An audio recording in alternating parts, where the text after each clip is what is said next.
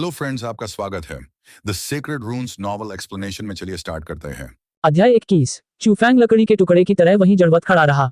वह आंगन में मुक्केबाजी का अभ्यास कर रही पीली गाय को घूरता रहा। यह आदमी बहुत ही अद्भुत था। पीली गाय के पिछले पैर जमीन पर स्थिर और फुर्तीले ढंग से टिके हुए थे। जैसे ही उसने अपने पैरों की गति बदली, वह फुर्तीली और फुर्तीली हो गई, साथ ही एक शान भी। ये गाय जैसी बिल्कुल नहीं थी।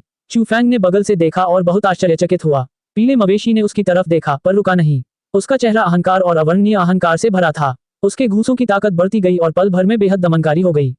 उसका शरीर मजबूत और हृष्ट-पुष्ट था। एक पल तो ऐसा लगा जैसे कोई विशाल चट्टान अपने शिकार पर झपट रही हो।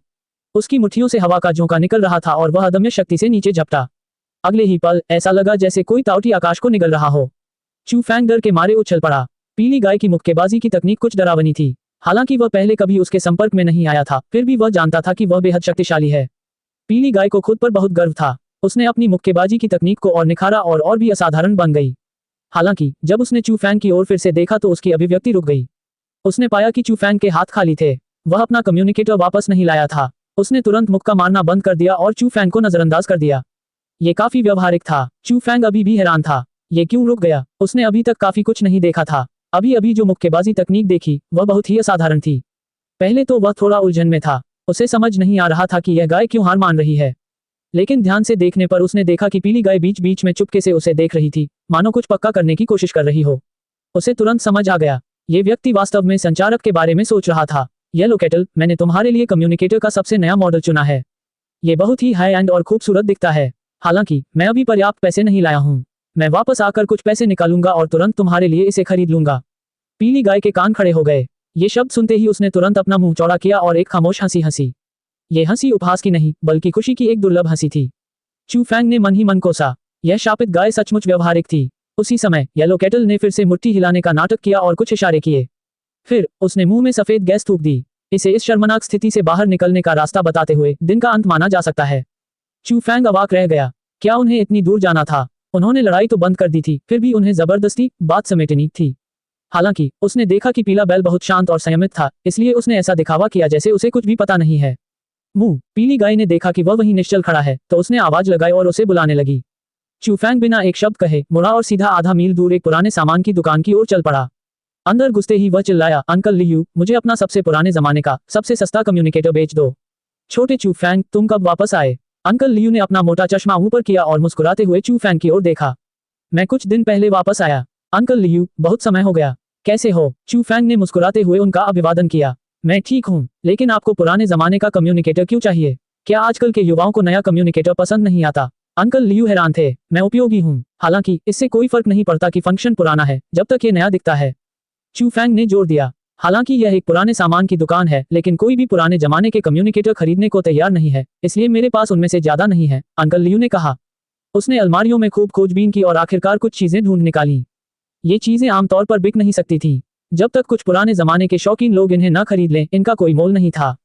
चूफैंग को एक बहुत बड़ा सा खिलौना पसंद आ गया। वह नया लग रहा था। स्क्रीन को छोड़कर बाकी हिस्से चांदी के और चमकदार थे। ये बात है, छोटे चू, हालांकि यह नया दिखता है, लेकिन इसका काम स्पष्ट रूप से अन्य की तरह अच्छा नहीं है, अंकल लियू ने कहा। कोई बात नहीं, यह इसी तरह अच्छा है। यह नया दिखता है और यही काफी है। चूफैंग ने इसे लेने का फैसला किया। अंकल लियू थोड़ा अवाक थे, लेकिन उन्होंने ज्यादा कुछ नहीं कहा। अंत में जब उसने देखा कि चूफैंग भुगतान करने वाला है, तो उसने अपना हाथ हिलाया और कहा, इसे भूल जाओ। ये टूटी हुई चीज जगह घेर रही है। तुम इसे ले सकते हो। ठीक है अंकल लियू, मैं अगली बार आपके लिए अच्छी वाइन की एक बोतल लाऊंगा। चूफैंग ने उसे बाहरी व्यक्ति नहीं समझा। ठीक है लिटिल चू, तुम्हारे वापस आने से कुछ देर पहले कुछ युवा लोग शहर में आए थे। जब वे यहाँ से गुजरे तो मुझे लगता है मैंने उन्हें ये कहते सुना था कि वे तुम्हें ढूंढ रहे थे। जब चूफैंग जाने वाला था तो अंकल लियू ने इस मामले का उल्लेख किया। वह दंग रह गया। उसे कौन ढूंढ रहा था? यदि वह कोई सहपाठी या मित्र था तो उन्हें पहले उससे संपर्क करना चाहिए था। वे युवा लोग असामान्य लग रहे थे। उनमें से एक बहुत ही सुंदर लड़की थी, अंकल लियू ने कहा और उसे बताया कि उन्होंने क्या देखा। चूफैंग को शक हुआ। वह सचमुच अंदाजा नहीं लगा पा रहा था कि उसे कौन ढूंढ रहा है। पीले मवेशियों, देखो, मैं तुम्हारे लिए एक उच्च स्तरीय संचारक लाया हूँ। यह उससे बेहतर है जो मैं खुद इस्तेमाल करता हूँ, चूफैंग ने आंगन में प्रवेश करते ही चिल्लाकर कहा। पीली गाय तेजी से दौड़ी। अभी भी अपने पिछले पैरों पर खड़ी, उसने अपने दोनों अगले खुरों से कम्युनिकेटर को पकड़ लिया और उसे अपनी बाहों में जकड़ लिया। उसने अपने बिल्कुल नए चांदी सफेद कम्युनिकेटर पर नजर डाली और फिर उस पर जिसे चूफैंग इस्तेमाल कर रहा था। उसने चूफैंग पर व्यंग्य किया, तुम बहुत निर्दयी हो। मैंने तुम्हारे लिए सबसे उच्च स्तरीय कम्युनिकेटर खरीदा है और तुम अभी भी मुझे नीची नजर से देखते हो। छोड़ो भी, मैं एक उदार व्यक्ति हूँ। मैं तुमसे बहस नहीं करूंगा। जल्दी से मुझे मुट्ठी वाली तकनीक सिखाओ, चू फैंग ने कहा। पीले रंग के मवेशी ने उसकी बात अनसुनी कर दी। उसने कम्युनिकेटर को पत्थर की मेज पर रख दिया। उसके आगे के खुरों से हल्की सुनहरी रोशनी निकल रही थी जब वह कम्युनिकेटर को बेतरतीब ढंग से दबा रहा था। अंततः वह क्रोधित हो गया क्योंकि उसे सक्रिय नहीं किया गया था। उसने अपनी नाक से सफेद धुआं निकलते हुए चू फैंग की ओर देखा और उससे सवाल किया। यह अभी चार्ज नहीं हुआ है, चू फैंग ने धीरे से कहा। उसने देखा कि कम्युनिकेटर को दबाते समय इसमें कोई आवाज नहीं आई। मुंह पीले मवेशियों ने ध्यान से नए संचारक को उठाया और बहुत सावधानी से इसे चू फैंग को सौंप दिया ताकि वह इसे चार्ज कर सके। जब उसने देखा कि चू फैंग ने कमरे में डेस्क पर चांदी सफेद रंग के कम्युनिकेटर को लापरवाही से फेंक दिया और फिर लापरवाही से एक पावर कॉर्ड खींचकर उसे प्लग में लगा दिया तो उसकी आंखें लगभग बाहर आ गईं। इसका मतलब था, सावधान रहो, मेरे उच्च स्तरीय उत्पाद को मत तोड़ो। साथ ही वह चू फैंग के संचारक को फिर से तिरस्कार से देखना नहीं भूला। चार्जिंग के दौरान पीली गाय ने संचारक को बेतरतीब ढंग से छेड़ना शुरू कर दिया। हालांकि अंत में वह थोड़ा हिचकिचाई। आखिरकार वह भाषा नहीं समझती थी। हालांकि उसे इसका इस्तेमाल करने में बहुत दिलचस्पी थी, फिर भी बहुत सारी बाधाएं थीं। जब वह करीब आया और गुनगुनाने लगा तो चू फैंग को यह समझने में काफी समय लगा कि इसका क्या मतलब है। आप क्या कर रहे हैं? मेरा संपर्क नंबर अपने कम्युनिकेटर में डाल रहे हैं। मैं तुम्हें जहां तक जा सकता है जाने दूंगा। चू फैंग बहुत क्रोधित हुआ जब उसने सोचा कि पिछली बार क्या हुआ था।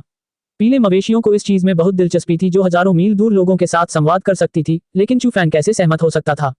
यह इच्छा पूरी नहीं हो सकी, इसलिए उसने चू फैंग से उन वीडियो रिपोर्टों को पढ़ना सिखाने के लिए कहा। अगर तुम पढ़ सकते हो तो सब कुछ आसान हो जाएगा। तुम बात कर सकते हो, वीडियो देख सकते हो और टेक्स्ट रिपोर्ट पढ़ सकते हो। कोई दिक्कत नहीं होगी। चू फैंग ने धैर्यपूर्वक मार्गदर्शन किया। यही तो उसने बहुत समय से योजना बनाई थी। जैसी कि उम्मीद थी, पीली गाय ने सिर हिलाया। वह इस दुनिया में एक मकसद से आई थी। अगर वह इस दुनिया की भाषा पहचान पाती और उसके हाथ में एक कम्युनिकेटर होता तो उसे लगता कि यह ज्यादा सुविधाजनक होता। तुम मुझे मुट्ठी बांधने की तकनीक सिखाओ और मैं तुम्हें पढ़ना सिखाऊंगा। चू फैंग मुस्कुराया। पीले मवेशियों ने उसे घूरा और कुछ बार मिमियाया, मानो कह रहे हों ये पूर्वनियोजित है। सामान्य तौर पर यह आपके लिए फायदेमंद होगा। ये दुनिया अब शांत नहीं रही। मैं बस अपनी रक्षा करने की कोशिश कर रहा हूँ। सिर्फ जिंदा रहकर ही मैं कुनलुन में उस अजीब से छोटे पेड़ को ढूंढने में तुम्हारी मदद कर सकता हूँ, चू फैंग ने कहा। पीली गाय ने आगे का खुर फैलाकर उसकी ओर इशारा किया। आखिरकार उसने उसे घूरकर सिर हिलाया। यह एक समझौता था। अगले 3 दिनों तक चू फैंग ने मुट्ठी की तकनीक का अभ्यास किया। हालांकि इस मुट्ठी तकनीक की पहली शैली का अभ्यास करना बहुत कठिन था। हर बार जब वह अपनी मुट्ठी घुमाता तो उसे एक भयानक शक्ति उत्पन्न करनी पड़ती। उसने पहले मुक्केबाजी सीखी थी, इसलिए उसके कौशल असाधारण थे। हालांकि उसकी मुक्का मारने की तकनीक बिल्कुल अलग थी। हर बार जब वह अपनी मुट्ठी घुमाता तो उसे ऐसा महसूस होता कि उसकी मुट्ठी पर एक अजीब सी ताकत की परत चढ़ गई है। खासकर जब पीली गाय उससे सांस लेने की तकनीक का अभ्यास करने को कहती तो यह और भी असाधारण होता। कभी कभी उसकी मुट्ठी से गड़गड़ाहट जैसी धीमी आवाज निकलती। चू फैंग सुखद आश्चर्य और नशे में था। पिछले कुछ दिनों में पीली गाय ने बहुत सारे शब्द सीख लिए थे और वह काफी होशियार हो गई थी। यही वजह थी कि चू फैंग उसे और सिखाने की हिम्मत नहीं जुटा पाया। उसने कहा कि वह उसे और मजबूत करना चाहता है। उसे डर था कि पीली गाय अपने वादे से मुकर जाएगी और उसे अब मुट्ठी की तकनीकें नहीं सिखाएगी। इन 3 दिनों में काउंटी शहर में फैट्सो जो पागल हो रहा था। ऐसा इसलिए था क्योंकि पीली गाय के संचारक में एकमात्र संपर्क जो क्वान था। चू फैंग ने ही उसे वह नंबर दर्ज करने में मदद की थी। इन 3 दिनों में जब भी उसे वह नंबर याद आता वह फैट्सो को फोन कर देता। कभी दोपहर होती, कभी आधी रात और कभी भोर। खैर, जब तक वह खाली रहती वह मोटेसो को बुलाने के लिए 1-2 बार टोकती और उसके साथ रंभाती। बुल डेमन, मैं आज नहीं तो कल तुझे मार ही डालूंगा। आधी रात को मुझसे बात करना तो ठीक है, पर अब तू मुझे फिर से बुला रहा है। बोर होने ही वाली है और मैं अभी अभी सो गया हूँ। अब और बर्दाश्त नहीं होता। जो क्वान पागल हो रहा था। उसे दिन रात पीले मवेशियों द्वारा परेशान किया जा रहा था। हालांकि वह हमेशा कम्युनिकेटर बंद नहीं कर पाता था। हाल ही में दुनिया में शांति नहीं थी। उसके कुछ रिश्तेदार और दोस्त यहाँ नहीं थे। वे अभी तक वापस नहीं आए थे, इसलिए उसे उनसे बार बार संपर्क करना पड़ता था। मैं तुम्हें चेतावनी दे रहा हूँ, अगर तुमने मुझे फिर से परेशान किया तो अगली बार मैं तुम्हें जिंदा ही जला दूंगा। जो क्वान झुंझला गया। हालांकि पीले बैल को हर बार जो क्वान के गुस्से में आकर इतना मजा आता था कि वह गुस्से में अपने पैर पटकने लगता था। ये पीले बैल का एक दुष्ट शौक बन गया था, इसलिए जो क्वान की चेतावनी बेकार थी। चू फैंग, तुमने क्या किया? बुल डेमन, मैं तुम्हें जिंदा खाना चाहता हूँ। जो क्वान रोना चाहता था लेकिन उसके आंसू नहीं निकले। चौथे दिन पीली गाय ने काफी शब्द सीख लिए थे। चू फैंग के अनुरोध पर उसने पहली तकनीक का नाम लिख लिया। यद्यपि शब्द टेढ़े मेढ़े थे, फिर भी वे पहचानने योग्य थे। शक्तिशाली बैल दानव मुट्ठी। चू फैंग ने इसे पढ़ा। पीले रंग का मवेशी गर्व से अपना सिर और नाक ऊपर उठाए हुए था। उसे अपनी मुट्ठी की इस तकनीक पर बहुत गर्व था, मानो वह कह रहा हो कि यह मुट्ठी की एक बहुत ही प्रभावशाली तकनीक है।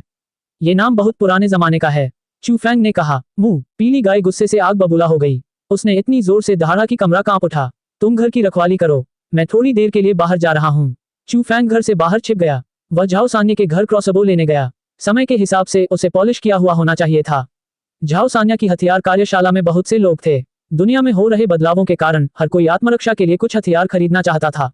छोटे चू, तुम यहाँ हो। मैंने इसे तुम्हारे लिए पहले ही तैयार कर लिया है। अगर तुम नहीं आते तो मैं इसे तुम्हारे पास भेज देता। झाओ सान्या लंबे कद का था और उसके बाल बहुत छोटे और रूखे थे। हंसते हुए उसकी आवाज तेज और साफ थी। शुक्रिया झाओ सान्या। चू फैंग मुस्कुराया। उसने पैकेट उठाया और महसूस किया कि वह बहुत भारी था। रास्ते में जब वह पुराने सामान की दुकान के पास से गुजर रहा था तो अंकल लियू ने उसका अभिवादन किया और उससे कहा, छोटे चू, पिछली बार वाले जवान लोग फिर से यहाँ हैं। हालांकि कुछ कम है। वे तुम्हारे घर गए थे। अध्याय 22। सड़कें शांत थीं। हाल ही में लोगों ने मानसिक बाधा पर विजय प्राप्त की थी। अब वे न तो घबरा रहे थे और न ही डर रहे थे। महिलाओं और बच्चों का रोना धोना कम ही सुनाई दे रहा था। चू फैंग नीले पत्थर वाली सड़क पर चलते हुए अपने घर की ओर चल पड़ा। यह शहर के सबसे पूर्वी हिस्से में बाग के बगल में स्थित था। ये बहुत शांत था। क्या पीले मवेशी परेशानी पैदा करेंगे? वह थोड़ा चिंतित था। यह आदमी कानून का पालन करने वाला नहीं था। हालांकि उसने उसे पहले ही कह दिया था कि अगर कोई पास आए तो छिप जाए। हालांकि यह आदमी आज्ञाकारी नहीं हो सकता है। ये बहुत ही आकर्षक था। इसका पूरा शरीर सोने का था और यहाँ तक कि इसके सींग भी सोने के बने हुए लग रहे थे। इसे देखने वाला कोई भी इसे असामान्य ही समझेगा। आंगन बहुत शांत था। उसे लोगों के चिल्लाने या गायों के रंभाने की आवाज सुनाई नहीं दी। इससे चू फैंग को थोड़ी राहत मिली। जब वह आंगन में गया तो उसे कोई दिखाई नहीं दिया। वह भौहें चढ़ाए बिना नहीं रह सका। क्या कोई उसे ढूंढ तो नहीं रहा था? उन्हें इतनी जल्दी नहीं जाना चाहिए था। चू फैंग हमेशा से यह जानने को उत्सुक था कि वह कौन था जो उसे ऐसी खतरनाक स्थिति में ढूंढने आया था जहां शहरों के बीच सड़कें टूट गई थीं और भूमि अशांत थी।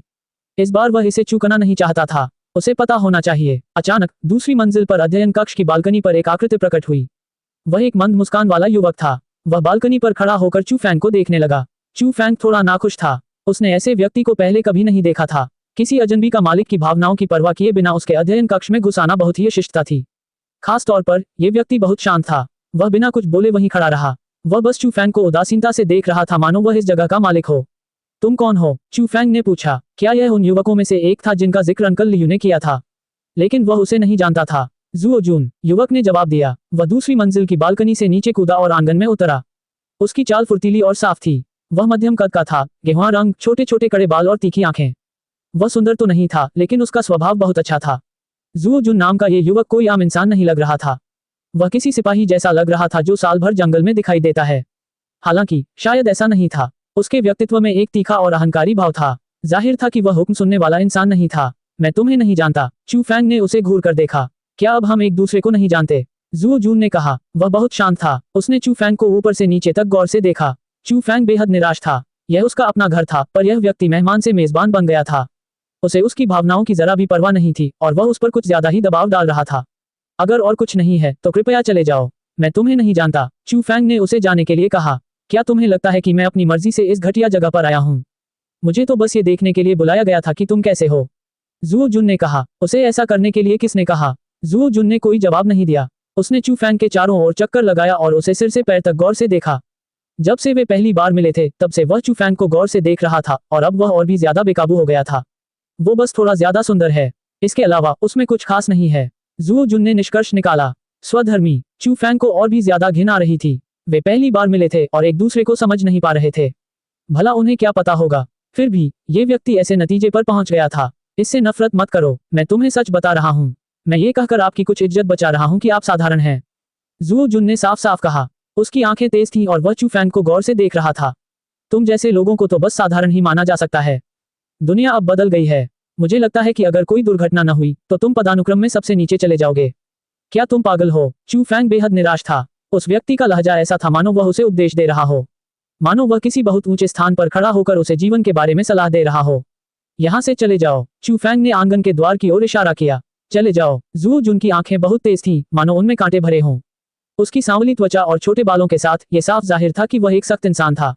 तुम्हारी हिम्मत कैसे हुई मुझसे ऐसे बात करने की? उसने अपना सिर हिलाया मानो उसे चू फैंग की बातें हास्यास्पद लगी। क्या तुम खुद को इतना महान समझते हो? तुम्हें मेरे घर आकर अपनी ताकत दिखाने का क्या हक है? चू फैंग ने खुद को काबू में रखने की पूरी कोशिश की। वह इस आदमी से लड़ना नहीं चाहता था। वह बस उससे छुटकारा पाना चाहता था। क्या तुम्हें लगता है कि मेरे पास करने के लिए और कुछ नहीं है? ताइहांग पर्वत एक शानदार पर्वत श्रृंखला है। ये दुनिया के सबसे प्रसिद्ध पर्वतों में से एक है। अब यहाँ हर जगह खजाने हैं। मेरा समय बहुत कीमती है। अगर इस क्षेत्र में यात्रा करते समय किसी ने हमें तुम्हारा ध्यान रखने के लिए न कहा होता तो मैं यहाँ नहीं आता। जुओ जुन ने मुंह बिचकाते हुए कहा। अब तुम जा सकते हो। मुझे तुम्हारी देखभाल की जरूरत नहीं है। चू फैंग ने भौहें चढ़ाकर जुओ जुन की तरफ देखा। इस तरह की देखभाल वाकई परेशान करने वाली थी। चूफैंग ने उसकी बात अनसुनी कर दी और सीधे ऊपर अपने अध्ययन कक्ष में चला गया। वहां कुछ कागज थे जिनसे वह पीली गाय को पढ़ना सिखाता था और जुओ जून पहले भी इस कमरे में आ चुका था। जुओ जून ने व्यंग्य करते हुए कहा, तुम्हें अभी भी समझ नहीं आया कि तुम किस युग में रह रहे हो। खैर, तुम्हारे जैसे लोग जो समाज के सबसे निचले स्तर पर हैं, तुम समाज के उस स्तर के संपर्क में भी नहीं आ सकते। तुम्हें ये समझने में हमेशा देर होती है कि तुम्हारे और मेरे बीच कितना बड़ा अंतर है। जुओ जून बहुत लापरवाह था। वह चूफैंग के पीछे पीछे फिर से चूफैंग के अध्ययन कक्ष में घुस गया। यहाँ से निकल जाओ। चूफैंग को उससे बहुत हो गया था। वह जुओ जून पर चिल्लाया, बेवकूफ। जुओ जून का चेहरा ठंडा पड़ गया। तुम्हें कुछ नहीं पता। फिर तिरस्कार भरी नजर से देखते हुए उसने कहा, तुम बस भाग्यशाली थे कि अतीत में उस व्यक्ति को जानते थे। अब वह थोड़ा भावुक हो गया है, लेकिन हो सकता है कि भविष्य में ऐसा न हो। भगवान और भिखारी के बीच कितना बड़ा अंतर है। जब मैं अज्ञानी था तब आपसे मेरी थोड़ी बहुत बातचीत हुई थी, बस इतना ही। भविष्य में हमारे बीच की दूरी एक अथाह खाई बन जाएगी। चूफैंग ने शांति से उसकी ओर देखा और कहा, क्या तुम्हारा काम हो गया? चले जाओ। उद्धरण चिन्ह। मुझ पर चिल्लाओ मत। तुम अभी भी एक नश्वर और मेरे जैसे इंसान के बीच के अंतर को नहीं समझ पाए हो। यह ऐसी बात नहीं है जिससे तुम नाराज हो सको, जुओ जून ने ठंडे स्वर में कहा। फिर उसने चूफैंग की ओर देखा और कहा, अब जाओ अपना सामान पैक करो। हम काउंटी शहर जा रहे हैं। चूफैंग ने अपना गुस्सा दबाया और धीरे धीरे शांत हो गया। उसने पूछा, हम वहां क्यों जा रहे हैं? उसने खुद को रोका। वह स्थिति के बारे में और जानना चाहता था। ताइहांग पर्वत खजानों से भरा है। मैं कुछ लोगों के साथ ताइहांग पर्वत आया था। हम इस क्षेत्र के प्रभारी हैं। अब जब हम काउंटी शहर में बस गए हैं तो मैं आपकी सुरक्षा की गारंटी दे सकता हूँ। मुझे अपना सर्वश्रेष्ठ करने की जिम्मेदारी सौंपी गई थी, जुओ जून ने शांति से कहा। क्या ताइहांग पर्वत के पास बाहरी दुनिया में लोगों का एक समूह है? चूफैंग की आंखों की रोशनी फीकी पड़ गई। मैं यहाँ ठीक हूँ। मैं काउंटी टाउन नहीं जाना चाहता। चूफैंग ने मना कर दिया। फिर उसने पूछा, तुम लोग किस तरह के हो? हालांकि उसने पहले ही इसका अनुमान लगा लिया था, फिर भी वह इसकी पुष्टि करना चाहता था। तुम तो बस एक नश्वर हो। तुम्हें इतना कुछ जानने की जरूरत नहीं है। हमारी दुनिया कोई ऐसी चीज नहीं है जिसे तुम छू सको। बस आज्ञाकारी बनो और अपनी साधारण जिंदगी जियो। बाद में मेरे साथ चलो। जुओ जून तिरस्कार से भर गया। उसका धैर्य जवाब दे चुका था। अब तुम जा सकते हो। मैं तुम्हारे साथ नहीं जाऊंगा। चूफैंग अध्ययन कक्ष से बाहर चला गया। तुम सच में नहीं जानते कि तुम क्या करने में सक्षम हो। तुम नहीं जानते कि तुम्हारे लिए क्या अच्छा है। क्या तुम सच में उम्मीद करते हो कि दूसरे आकर तुम्हें उठा लेंगे? अगर ऐसा है तो मैं बस यही कह सकता हूँ कि तुम मूर्ख हो। जुओ जून। हम चूफैंग के शयन कक्ष के पास से गुजरते हुए जुओ जून की नजर एक काले खंजर पर पड़ी। वह वहीं रुक गया और खंजर की ओर बढ़ा। हिलना मत। चूफैंग ने तुरंत प्रतिक्रिया दी। उसने जुओ जून को पकड़ लिया और खंजर पकड़ लिया। ये खंजर प्राचीन और असाधारण है। क्या ये तुम्हें कहीं संयोग से मिला? इसे मुझे दे दो, जुओ जून ने गहरी आवाज में कहा। उसका लहजा प्रभावशाली था, लगभग आदेश जैसा। काला खंजर लगभग 1 फुट लंबा था। चूफैंग को वह ट्रेन के बाहर मिला। उस बूढ़े आदमी की रहस्यमयी मौत हो गई। उसे एक विशाल बेल पर लटका दिया गया था। उसी समय बेल पर एक उपग्रह था। उसे देखकर वह चौंक गया। यह मेरा है। इसका तुमसे कोई लेना देना नहीं है। चूफैंग ने मना कर दिया। ये तलवार ब्रून बुरा नहीं है। ये प्राचीन है। यह एक साधारण वस्तु नहीं है। क्या आप इसे मुझे उपहार में दे सकते हैं? मैं आगे से आपका ध्यान रखूंगा। अन्यथा इसे आप जैसे नश्वर व्यक्ति के हाथों में छोड़ना व्यर्थ होगा। जुओ जून के शब्द विनम्र नहीं थे। उसे कोई संकोच नहीं था और वह बहुत आत्मकेंद्रित था। उसके शब्द असाधारण रूप से कठोर थे। चूफैंग ने उसे ठंडेपन से देखा और कुछ नहीं कहा। जुओ जून चूफैंग की देखभाल करने के लिए यहाँ था। कितना घिनौना। आखिर में चूफैंग फिर भी उसका काला खंजर छीनना चाहता था। इसे मुझे दे दो, जुओ जून ने अपना हाथ बढ़ाया और आज्ञाकारी स्वर में कहा। चूफैंग ने उसकी बात अनसुनी कर दी। उसका चेहरा ठंडा था। जुओ जून ने खंजर पकड़ने के लिए हाथ बढ़ाया। जब से उसने इस तलवार के भ्रूण को देखा था, उसे पता था कि यह कोई साधारण हथियार हो सकता है। वह इसे किसी नश्वर के हाथों में कैसे पड़ने दे सकता था? डोंग। इस समय चूफैंग ने खुद को और नहीं रोका, नहीं वह और सहना चाहता था। इतनी नजदीकी से उसने जुओ जून के पेट के निचले हिस्से पर एक मुक्का मारा। मुक्के से जुओ जून का शरीर झींगे की तरह सिकुड़ गया। फिर जुओ जून एक जोरदार धमाके के साथ उड़ गया। जुओ जून के चेहरे पर दर्द साफ झलक रहा था। उसका चेहरा पीला पड़ गया था। वह सदमे में था। उसे यकीन नहीं हो रहा था कि उसे समाज के सबसे निचले तबके के एक इंसान ने चोट पहुंचाई है। चूफैंग की शक्ति एक सामान्य व्यक्ति से 12 गुना अधिक थी। इस समय उसका शरीर थोड़ा पारदर्शी था और एक ताजा सुगंध छोड़ रहा था। प्राचीन काल में उसे एक संत माना जाता था। अध्याय 23। जुओ जून का चेहरा विकृत हो गया था। दर्द इतना तेज था कि उसे लगा जैसे उसका पेट फट गया हो और उसकी आंतें टूट गई हों। मुक्का लगने से वह उछलकर दूर जा गिरा। वह बेडरूम की दीवार से जोर से टकराया, जिससे हल्का कंपन हुआ। चूफैंग की ताकत एक आम इंसान से 12 गुना ज्यादा थी। अगर किसी आम इंसान को उसका मुक्का लग जाए तो उसकी आंतें जरूर क्षतिग्रस्त हो जाएंगी, मानो किसी पत्थर से चोट लग गई हो और वो फिर कभी उठ नहीं पाएगा। जुओ जून ने अपना शरीर झुका लिया और झींगे की तरह जमीन पर गिर पड़ा।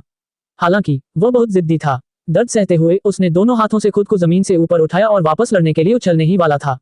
चूफैंग हैरान था। उसका मुक्का इतना शक्तिशाली था कि अगर वह और जोर लगाता तो वह किसी भी व्यक्ति के शरीर को चीर देता जो जानलेवा होता। हालांकि उनके प्रतिद्वंद्वी ने इसे सहन कर लिया था और अभी भी उन पर हमला करने की कोशिश कर रहे थे। चू फैंग एक दृढ़ निश्चयी व्यक्ति था। उसने अविश्वसनीय गति से आगे कदम बढ़ाया। उसे 100 मीटर की दूरी तय करने में केवल 2.5 सेकंड लगे। पलक झपकते ही वह जुओ जून के ठीक सामने था। जुओ जून के उछलने से पहले ही उसने अपना पैर जमीन पर पटक दिया था। जोरदार धमाके के साथ जुओ जून की पीठ पर जोरदार चोट लगी। उसने तुरंत एक दबी हुई कराह निकाली। उसका चेहरा दर्द से मुड़ गया था और थोड़ा क्रूर लग रहा था। वह सीधे जमीन पर गिर पड़ा और उठ नहीं सका। वह इतना शर्मिंदा हुआ कि गुस्से से आग बबूला हो गया। एक साधारण इंसान में इतनी ताकत कैसे हो सकती है? इससे पहले वह चू फैंग को तिरस्कार की दृष्टि से देखता था, लेकिन अब वह अपने प्रतिद्वंद्वी द्वारा घायल कर दिया गया था और सांस नहीं ले पा रहा था। तुम मौत को दावत दे रहे हो? वह गुर्राया। उसका शरीर फूल गया और उसके मांस रक्त की हड्डियां चटकने लगी। उसका शरीर मानो फैल रहा हो। चू फैंग नहीं चाहता था कि उसका बेडरूम क्षतिग्रस्त हो। उसने जुओ जून को उठाया और उसे बालकनी से सीधे आंगन में फेंक दिया। चू फैंग, तुमने मुझे सफलतापूर्वक क्रोधित कर दिया है। तुम्हें मौत से भी बदतर स्थिति का सामना करना पड़ेगा, जुओ जून ने ठंडे स्वर में कहा जब वह चू फैंग की हथेली से गिर गया। हालांकि उसने चू फैंग की गति को कम करके आंका था। जैसे ही वह दूसरी मंजिल की बालकनी से कूदा, चू फैंग उसकी पीठ पर चढ़ गया। टकराना। जब दोनों जमीन पर उतरे तो आंगन थोड़ा कांप उठा। यह साफ जाहिर था कि चू फैंग की ताकत कितनी जबरदस्त थी। जुओ जून जमीन पर सीधा पड़ा था, मानो चू फैंग ने उस पर पैर रख दिया हो। गिरने से उसकी सारी हड्डियां टूट गई थी। सबसे भयानक बात तो उसकी कमर पर पड़ी लात थी। वह खुद को रोक नहीं पाया और खांसते खांसते खून निकल आया, जिससे जमीन लाल हो गई। इस बार उसकी चोटें बेहद गंभीर थीं। चू फैंग हैरान रह गया। वह इसलिए रुका हुआ था क्योंकि उसे डर था कि कोई मर जाएगा, लेकिन अब लग रहा था कि वह कुछ ज्यादा ही चिंता कर रहा था। इतना जोरदार हमला करने के बावजूद उसका विरोधी मारा नहीं गया था। धमाका। चू फैंग जुओ जून के ऊपर खड़ा था। उसने जुओ जून पर जोर से पैर पटका। उसकी ताकत आश्चर्यजनक रूप से प्रबल थी। उसे लगा कि वह पहले बहुत ज्यादा आक्रामक हो गया था और उसका प्रतिद्वंद्वी उसके जोरदार हमले का सामना करने में सक्षम था। जुओ जून ने एक दबी हुई कराह भरी। उसका शरीर ऐंठ रहा था, लेकिन साथ ही तेजी से फैल भी रहा था। उस नाजुक पल में उसके शरीर का आकार अचानक बदल गया और उसने वार झेल लिया। फिर भी उसका पूरा शरीर दर्द से कराह रहा था। उसकी पीठ मानो फट गई हो और उसके पीछे हरे बैंगनी पैरों के निशान रह गए हों। इसके अलावा उसके मुंह के कोने से लगातार खून बह रहा था। एक जोरदार धमाके के साथ जुओ जून पलटा और आखिरकार चू फैंग से छुटकारा पा लिया। वह हवा में उछला, जिससे जमीन हल्की सी कांप उठी। एक जबरदस्त गति हुई। चू फैंग ने चौंक कर कहा, क्या जुओ जून अब भी इंसान है? इतने कम समय में वो इतना कैसे बदल गया? उस समय जुओ जून के शरीर में जबरदस्त बदलाव आ गया था। उसकी ऊंचाई 1.7 मीटर से बढ़कर 2.8 मीटर हो गई थी। उसके कपड़े फटे पुराने थे, कपड़े की पट्टियों की तरह उसके शरीर पर लटक रहे थे। उसका नंगा शरीर भूरा हो गया था और उसके चारों ओर पीली धुंध की एक परत थी। उसका शरीर बहुत मजबूत था। उसकी मांसपेशियां उभरी हुई और विस्फोटक शक्ति से भरी थी। हाड़ मांस का बना मानव शरीर इतने कम समय में इतना कैसे बदल सकता है? उसका वजन कम से कम 500-600 किलो था। उसकी मांसपेशियां सींग वाले अजगर जैसी थीं, चमक से भरी, मर्दाना और मजबूत। ये देखने में बहुत प्रभावशाली था। जाहिर है उनमें अकल्पनीय विस्फोटक शक्ति थी। इतने कम समय में उसकी मांसपेशियां कैसे फूल गईं? इसका क्या कारण था? चू फैंग इसे समझ नहीं सका। चू फैंग, मैं मानता हूं कि मैंने तुम्हें गलत समझा, लेकिन तुम्हें एक उत्परिवर्ती को चुनौती नहीं देनी चाहिए थी। जुओ जून की आवाज गहरी और धीमी थी, जो आंगन में गूंजती हुई गड़गड़ाहट की तरह थी। धमाक। जब उसने एक कदम आगे बढ़ाया तो जमीन हल्की सी हिली। जाहिर है उसमें बहुत ताकत थी। धमाका। हालांकि वह बड़ा था, उसकी गति धीमी नहीं थी। एक ही छलांग में उसने कई मीटर की दूरी तय कर ली। उसकी हथेली बिल्ली के पत्ते के पंखे जितनी बड़ी थी और उसने उसे चू फैंग के सिर की ओर घुमाया। यदि वह किसी साधारण व्यक्ति को थप्पड़ मारता तो संभवतः उसका पूरा सिर फट जाता और वह उड़ जाता। जुओ जून सचमुच गुस्से में था। उसे नतीजों की परवाह नहीं थी। वह बस चू फैंग को अपने पैरों तले रौंदना चाहता था। अभी अभी हुए अनुभव ने उसे बेहद अपमानित महसूस कराया था। उसे अपनी भड़ास निकालने और शर्मिंदगी दूर करने की जरूरत थी। चू फैंग ने 100 मीटर की दूरी तय करने के लिए सिर्फ 2.5 मीटर का इस्तेमाल किया। उसकी गति बेहद तेज थी। उसने विशाल हथेली से बचने के लिए एक तरफ कदम बढ़ाया और जुओ जून की कमर पर जोरदार मुक्का मारा। क्योंकि उसे नहीं पता था कि उसके प्रतिद्वंद्वी की मुट्ठी कितनी भारी है, उसे नहीं पता था कि वह कितनी शक्तिशाली है। उसने पहले उसे चकमा दिया। जुओ जून बहुत घमंडी था। उसने पीछे हटने की जहमत नहीं उठाई। उसने कमर कस ली और सीधे मुक्का झेल लिया। साथ ही उसने चू फैंग को पकड़ने के लिए फिर से हाथ बढ़ाया।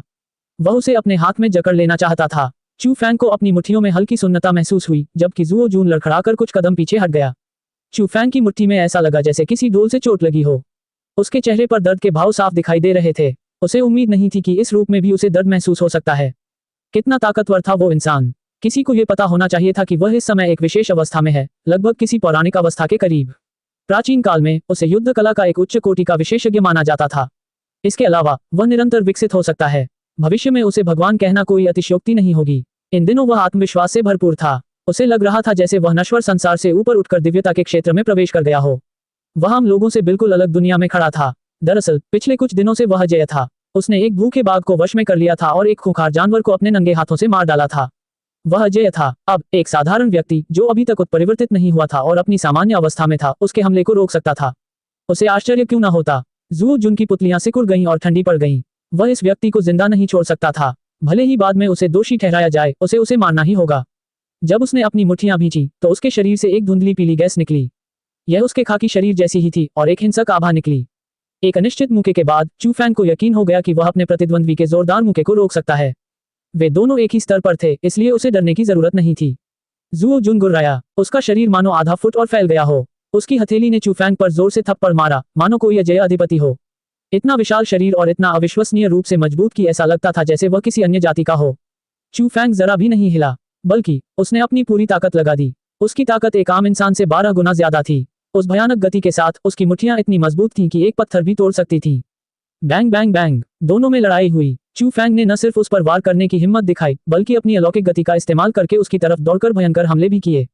इस समय चू फैंग बिल्कुल भी पीछे नहीं हटा। धमाका। कई राउंड की लड़ाई के बाद चू फैंग ने जुओ जून की पीठ की ओर मुड़कर उसे मुक्का मारा। उसका विशालकाय शरीर उड़कर दूर जा गिरा। फूलों की क्यारी में मिट्टी उछली। 3 मीटर लंबा शरीर जोर से नीचे गिरा। मरना। जुओ जून अपमान से आग बबूला हो गया। उसकी पुतलियां ठंडी पड़ गईं और अंततः उसकी त्वचा की तरह हल्के सुनहरे रंग की हो गईं। उसका पूरा शरीर फिर से सूज गया और उसके जोड़ चरमराने लगे। उसी समय उसके दाहिने हाथ पर धुंध का एक बादल छा गया। वह पीली मिट्टी जैसा लग रहा था। पल भर में उसका दाहिना हाथ बहुत बड़ा हो गया। धमाका। वह चू फैंग पर झपटा। उसका दाहिना हाथ वाकई खास था। वह हल्के सुनहरे रंग का हो गया था और चक्की के पार जितना बड़ा था। वह उसके बाएं हाथ से कई गुना बड़ा था। वह ऐसे ही नीचे गिर पड़ा और चू फैंग के पूरे शरीर को ढक लिया। यह एक बेहद भयावह दृश्य था। मिट्टी जैसी पीली गैस बह रही थी और एक भयावह आभा हवा में व्याप्त थी। चू फैंग चौंक गया। बचते हुए उसने कोई रास्ता सोचने की कोशिश की। उसने अभी तक पीली गाय द्वारा सिखाई गई मुट्ठी की तकनीक में महारत हासिल नहीं की थी। आखिरकार उसने अपनी ताकत को नियंत्रित करने के लिए विशेष श्वास तकनीक का इस्तेमाल किया। एक पल में चू फैंग ने अपनी मुट्ठी घुमाई। उसे लगा कि विशेष श्वास तकनीक का उपयोग करने के बाद उसके शरीर की शक्ति कई गुना बढ़ गई है।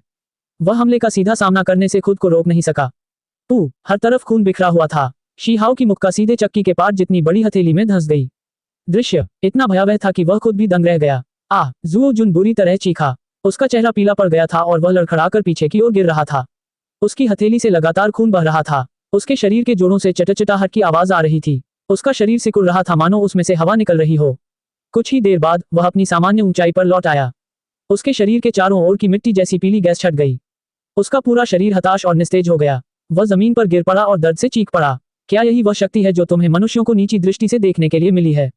इससे ज्यादा कुछ नहीं। चू फैंग उसके पास गया और उसकी तरफ देखा। जुओ जुन घबरा गया। उसे पता था कि उसका अंदाजा गलत था। उसके सामने खड़ा आदमी नश्वर कैसे हो सकता है? यद्यपि उसमें उत्परिवर्ती होने का कोई लक्षण नहीं दिख रहा था, फिर भी वह निश्चित रूप से भयानक था। जुओ जुन का दिल जोर जोर से धड़क रहा था। उसे डर था कि चू फैंग उसे मार डालेगा। आप में से कितने लोग हैं? ताइहांग पर्वत पर आने का आपका उद्देश्य क्या है? मुझे वह सब कुछ बताओ जो तुम जानते हो, चू फैंग ने शांति से कहा। हालांकि उसने कुछ बातों का अंदाजा लगा लिया था, फिर भी कई शंकाएं थी जिनकी पुष्टि जरूरी थी। वह दूसरे पक्ष के मुंह से जवाब जानना चाहता था। हालांकि जुओ जुन पहले तो बहुत डरा हुआ था और उसे डर था कि उसकी हत्या कर दी जाएगी, लेकिन आखिरी क्षण में उसने बहुत दृढ़ निश्चय दिखाया। उसने अपना मुंह बंद रखा और एक शब्द भी बोलने से इनकार कर दिया। चू फैंग ने जरा भी संकोच नहीं किया। उसने जुओ जुन की नाक पर जोरदार मुक्का मारा। शरीर के इस हिस्से पर हल्की सी चोट भी दर्दनाक थी, ऐसे मुक्के की तो बात ही छोड़िए। बहुत तेज दर्द हुआ। जुओ जुन की आंखों के सामने अंधेरा छा गया और उसकी नाक में दर्द होने लगा। नाक से बलगम, आंसू और खून एक साथ बहने लगे। वह लगभग बेहोश हो गया। फिर भी उसने एक शब्द भी नहीं कहा। उसने अपना मुंह बंद रखा और अपने होंठ भींचे। ठीक इसी समय पीला बैल एक कमरे से चोर की तरह बाहर झांका, फिर धीरे धीरे उनके पास पहुंचा। ये वास्तव में आज्ञाकारी था और कमरे में छिपा हुआ था। हालांकि चू फैंग को शक था कि यह आदमी इतना आज्ञाकारी इसलिए है क्योंकि यह तमाशा देखना चाहता है। जब इसके छिपने का समय आएगा तो यह नाकाफी होगा। चू फैंग नहीं चाहता था कि पीली गाय का चेहरा उजागर हो, इसलिए उसने जुओ जून की नाक और आंखों पर 3 और घूंसे मारे। उसने अपनी ताकत पर ध्यान दिया। जुओ जून दर्द से चीखा और आंखें बंद कर ली। बहुत परेशान करने वाला है। चू फैंग को सिर दर्द होने लगा। यह आदमी इतना जिद्दी है कि बात करने के बजाय मरना पसंद करेगा। वह इससे कैसे निपटे? उसके लिए जुओ जून को सीधे मारना मुश्किल था। आखिरकार वह एक आधुनिक आदमी था। उसने पहले कभी हत्या का अनुभव नहीं किया था। वह अपने दिल की बाधा को पार नहीं कर पा रहा था। लेकिन अगर उसने जुओ जून को जाने दिया तो निश्चित रूप से बहुत परेशानी होगी, और अगर उसने जुओ जून को कैद कर लिया तो भी शायद वह सुरक्षित न रहे। जुओ जून लापता था और उसके साथी जरूर उसे ढूंढ रहे होंगे। आखिरकार किसी ने उन्हें चू फैंग की देखभाल करने के लिए कहा था। अगर किसी दिन वे यहाँ आए और जुओ जून को कैद पाया तो बड़ी समस्या पैदा होने की संभावना ज्यादा होगी। इस समस्या का समाधान कैसे करें? कितना अच्छा होगा अगर वह आज जो हुआ उसे भूल जाए, चू फैंग ने मन ही मन सोचा। पीली गाय ने चू फैंग की बात सुनी। वह धीरे से चलकर जमीन पर 2 टेढ़े मेढ़े अक्षर लिख दिए, सरल। आपके पास कोई समाधान है? चू फैंग आश्चर्यचकित था। पीले बैल ने अपना सिर ऊंचा उठाया हुआ था, उसका चेहरा अहंकार से भरा हुआ था। तो फिर चलो इसे जल्दी से हल करते हैं।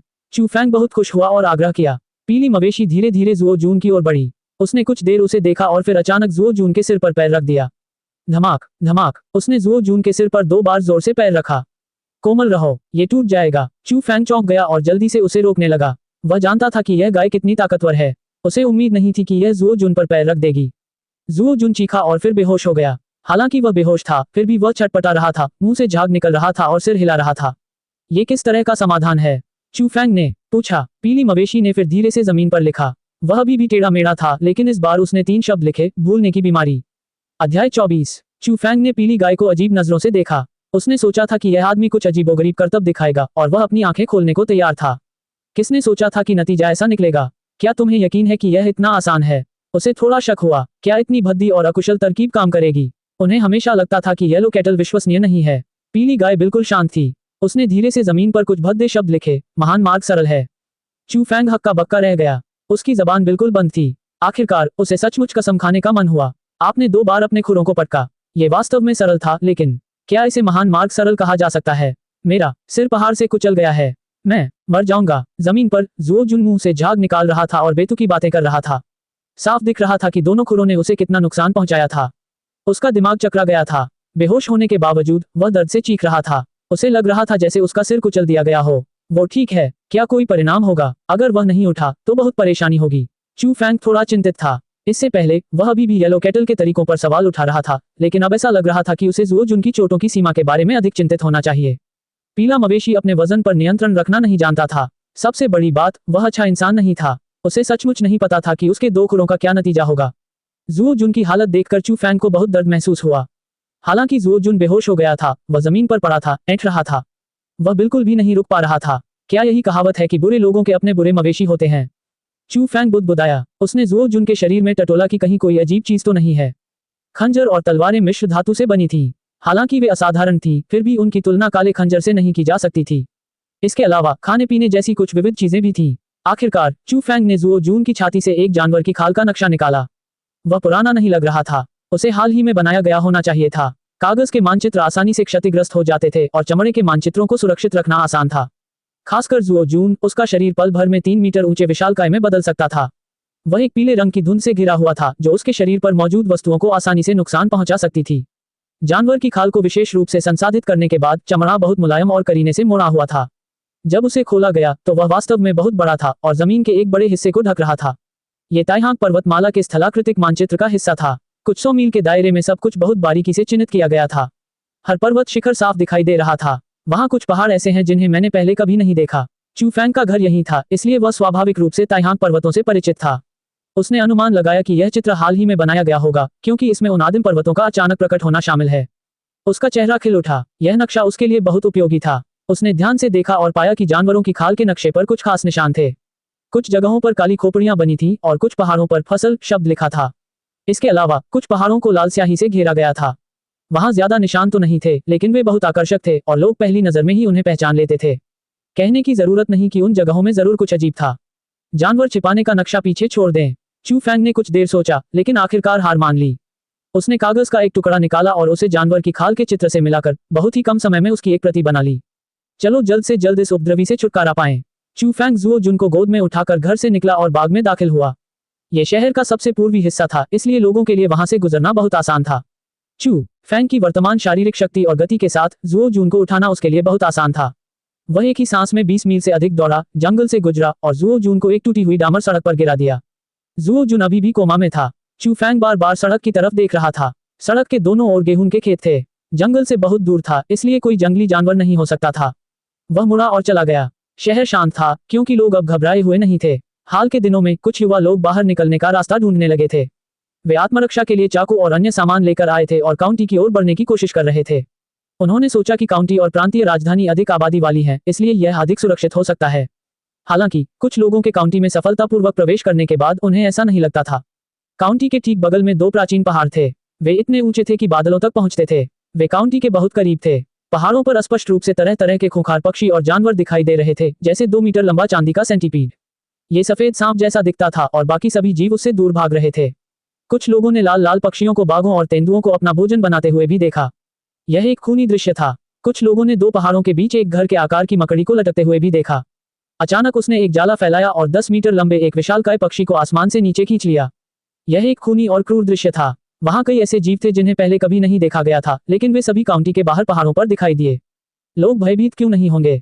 हाल ही में काउंटी के कई लोग भाग रहे थे। उन्हें डर था कि एक दिन ये राक्षस पहाड़ों से नीचे आ जाएंगे। शहर और प्रांतीय राजधानी के बारे में कहा गया कि हालात कुछ बेहतर नहीं थे, बल्कि और भी बदतर थे। ऐसा लग रहा था मानो प्राचीन काल आ गया हो और धरती अंतहीन जंगलों और खूंखार जानवरों से ढकी हो। अन्वेषण के एक दौर के बाद किनयांग टाउन के युवा लोग हतोत्साहित हो गए और काउंटी में वापस लौट आए। इस दौर में कई लोग व्यवहारिक हो गए थे। वे सभी पुरानी पीढ़ी के थे। उन्होंने आत्मनिर्भर होने की उम्मीद में शहर के बाहर फसलें उगाना शुरू कर दिया। पहले वहां खेत थे, लेकिन अब क्षेत्रफल 10 गुना बढ़ गया था। हालांकि कुछ जमीन अभी भी जंगलों से ढकी हुई थी, फिर भी खेती का दायरा बढ़ गया था। पतझड़ का आखिरी दौर आ चुका था, लेकिन पत्तियां पीली नहीं हुई थीं और पौधे मुरझाए नहीं थे। मौसम अभी भी जीवंतता से भरा हुआ था। मौसम गर्म हो रहा था, मानो शुरुआती गर्मी फिर से आ गई हो। इससे एक अजीब सा दृश्य बन गया। उदाहरण के लिए, चूफैंग के आंगन के पूर्वी हिस्से में कुछ फलों के पेड़ों पर अभी भी चमकीले लाल फल लग रहे थे, जबकि कुछ में फूल खिलने लगे थे। फलों और फूलों की खुशबू आपस में मिल रही थी। कुछ पेड़ फलों से लदे थे तो कुछ फूलों की पंखुड़ियों से। ये बहुत खूबसूरत था। इस दुनिया के लोगों के लिए शरद ऋतु का एक विशेष अर्थ था, क्योंकि एक युद्ध हुआ था जिसने जमीन को लगभग तबाह कर दिया था। उस दौरान जमीन बंजर थी, खाने की कमी थी और लोग कड़ा संघर्ष कर रहे थे। सभ्यता के बाद के युग में हर शरद ऋतु में सभी को फसलों की कटाई में भाग लेना पड़ता था।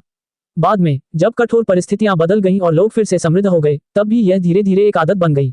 शरद ऋतु का एक विशेष अर्थ था और यह सबसे बड़ा अवकाश बन गया। इसलिए आज कस्बे में दूसरे शहरों से लौटे छात्रों और मजदूरों जैसे कई लोग मौजूद थे। अब कुछ लोग पौधे लगाने का काम भी शुरू कर चुके थे, इसलिए मजदूरों की कोई कमी नहीं थी।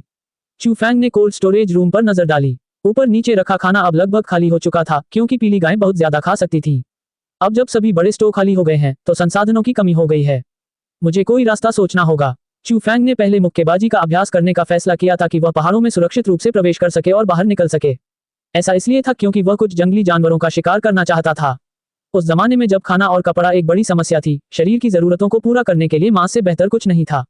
वह आंगन में मुक्केबाजी का अभ्यास करता था और बैल दानव की पहली शैली धीरे धीरे आकार ले रही थी। आखिरकार वह उसमें पारंगत होने वाला था। ये शक्तिशाली और भयंकर थी और कभी कभी गड़गड़ाहट जैसी आवाज भी आती थी। उसकी मुट्ठी की सतह पर रहस्यमय शक्ति की एक परत थी और वह भयानक बल के साथ फट सकती थी। टकराना। चूफैंग ने कोशिश की और यार्ड के बाहर बड़े नीले पत्थर को एक मुक्का मारकर तोड़ दिया।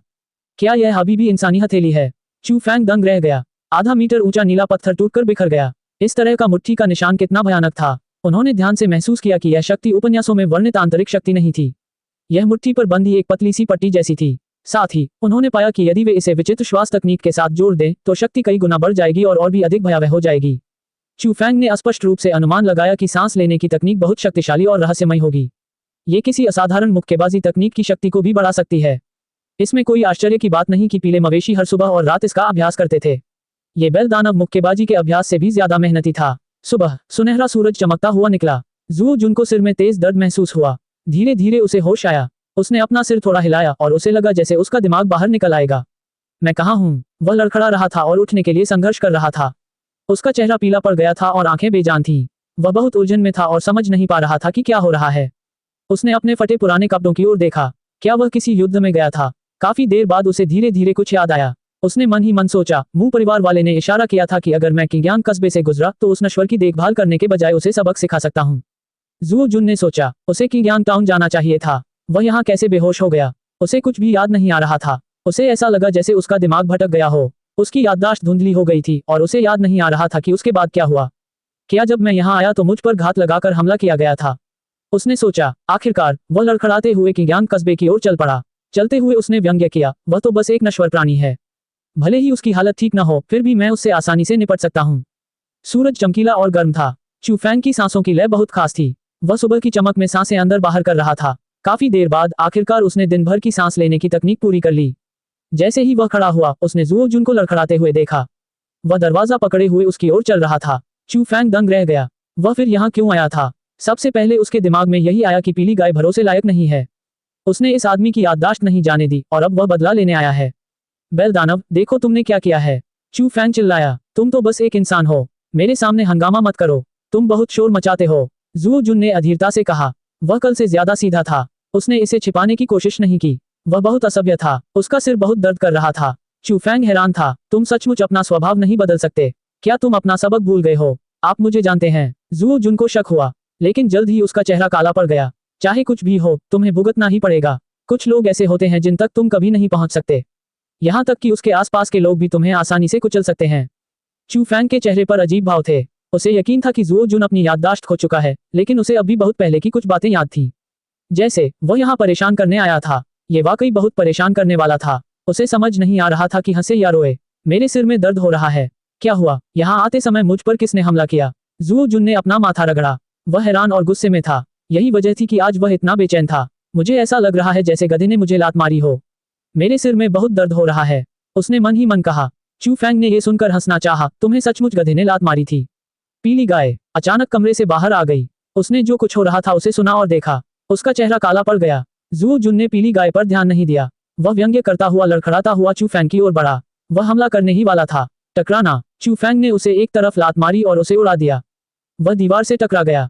फिर उसने मुड़कर पीली गाय से पूछा, तुम्हें क्या लगता है हमें क्या करना चाहिए? उसे अब भी यहाँ आना याद है। धीरे धीरे पीले बैल ने अपना खुर आसान शब्द की ओर इंगित किया जो अभी तक जमीन से मिटाया नहीं गया था। फिर वह जुओ जुन की ओर चल पड़ा।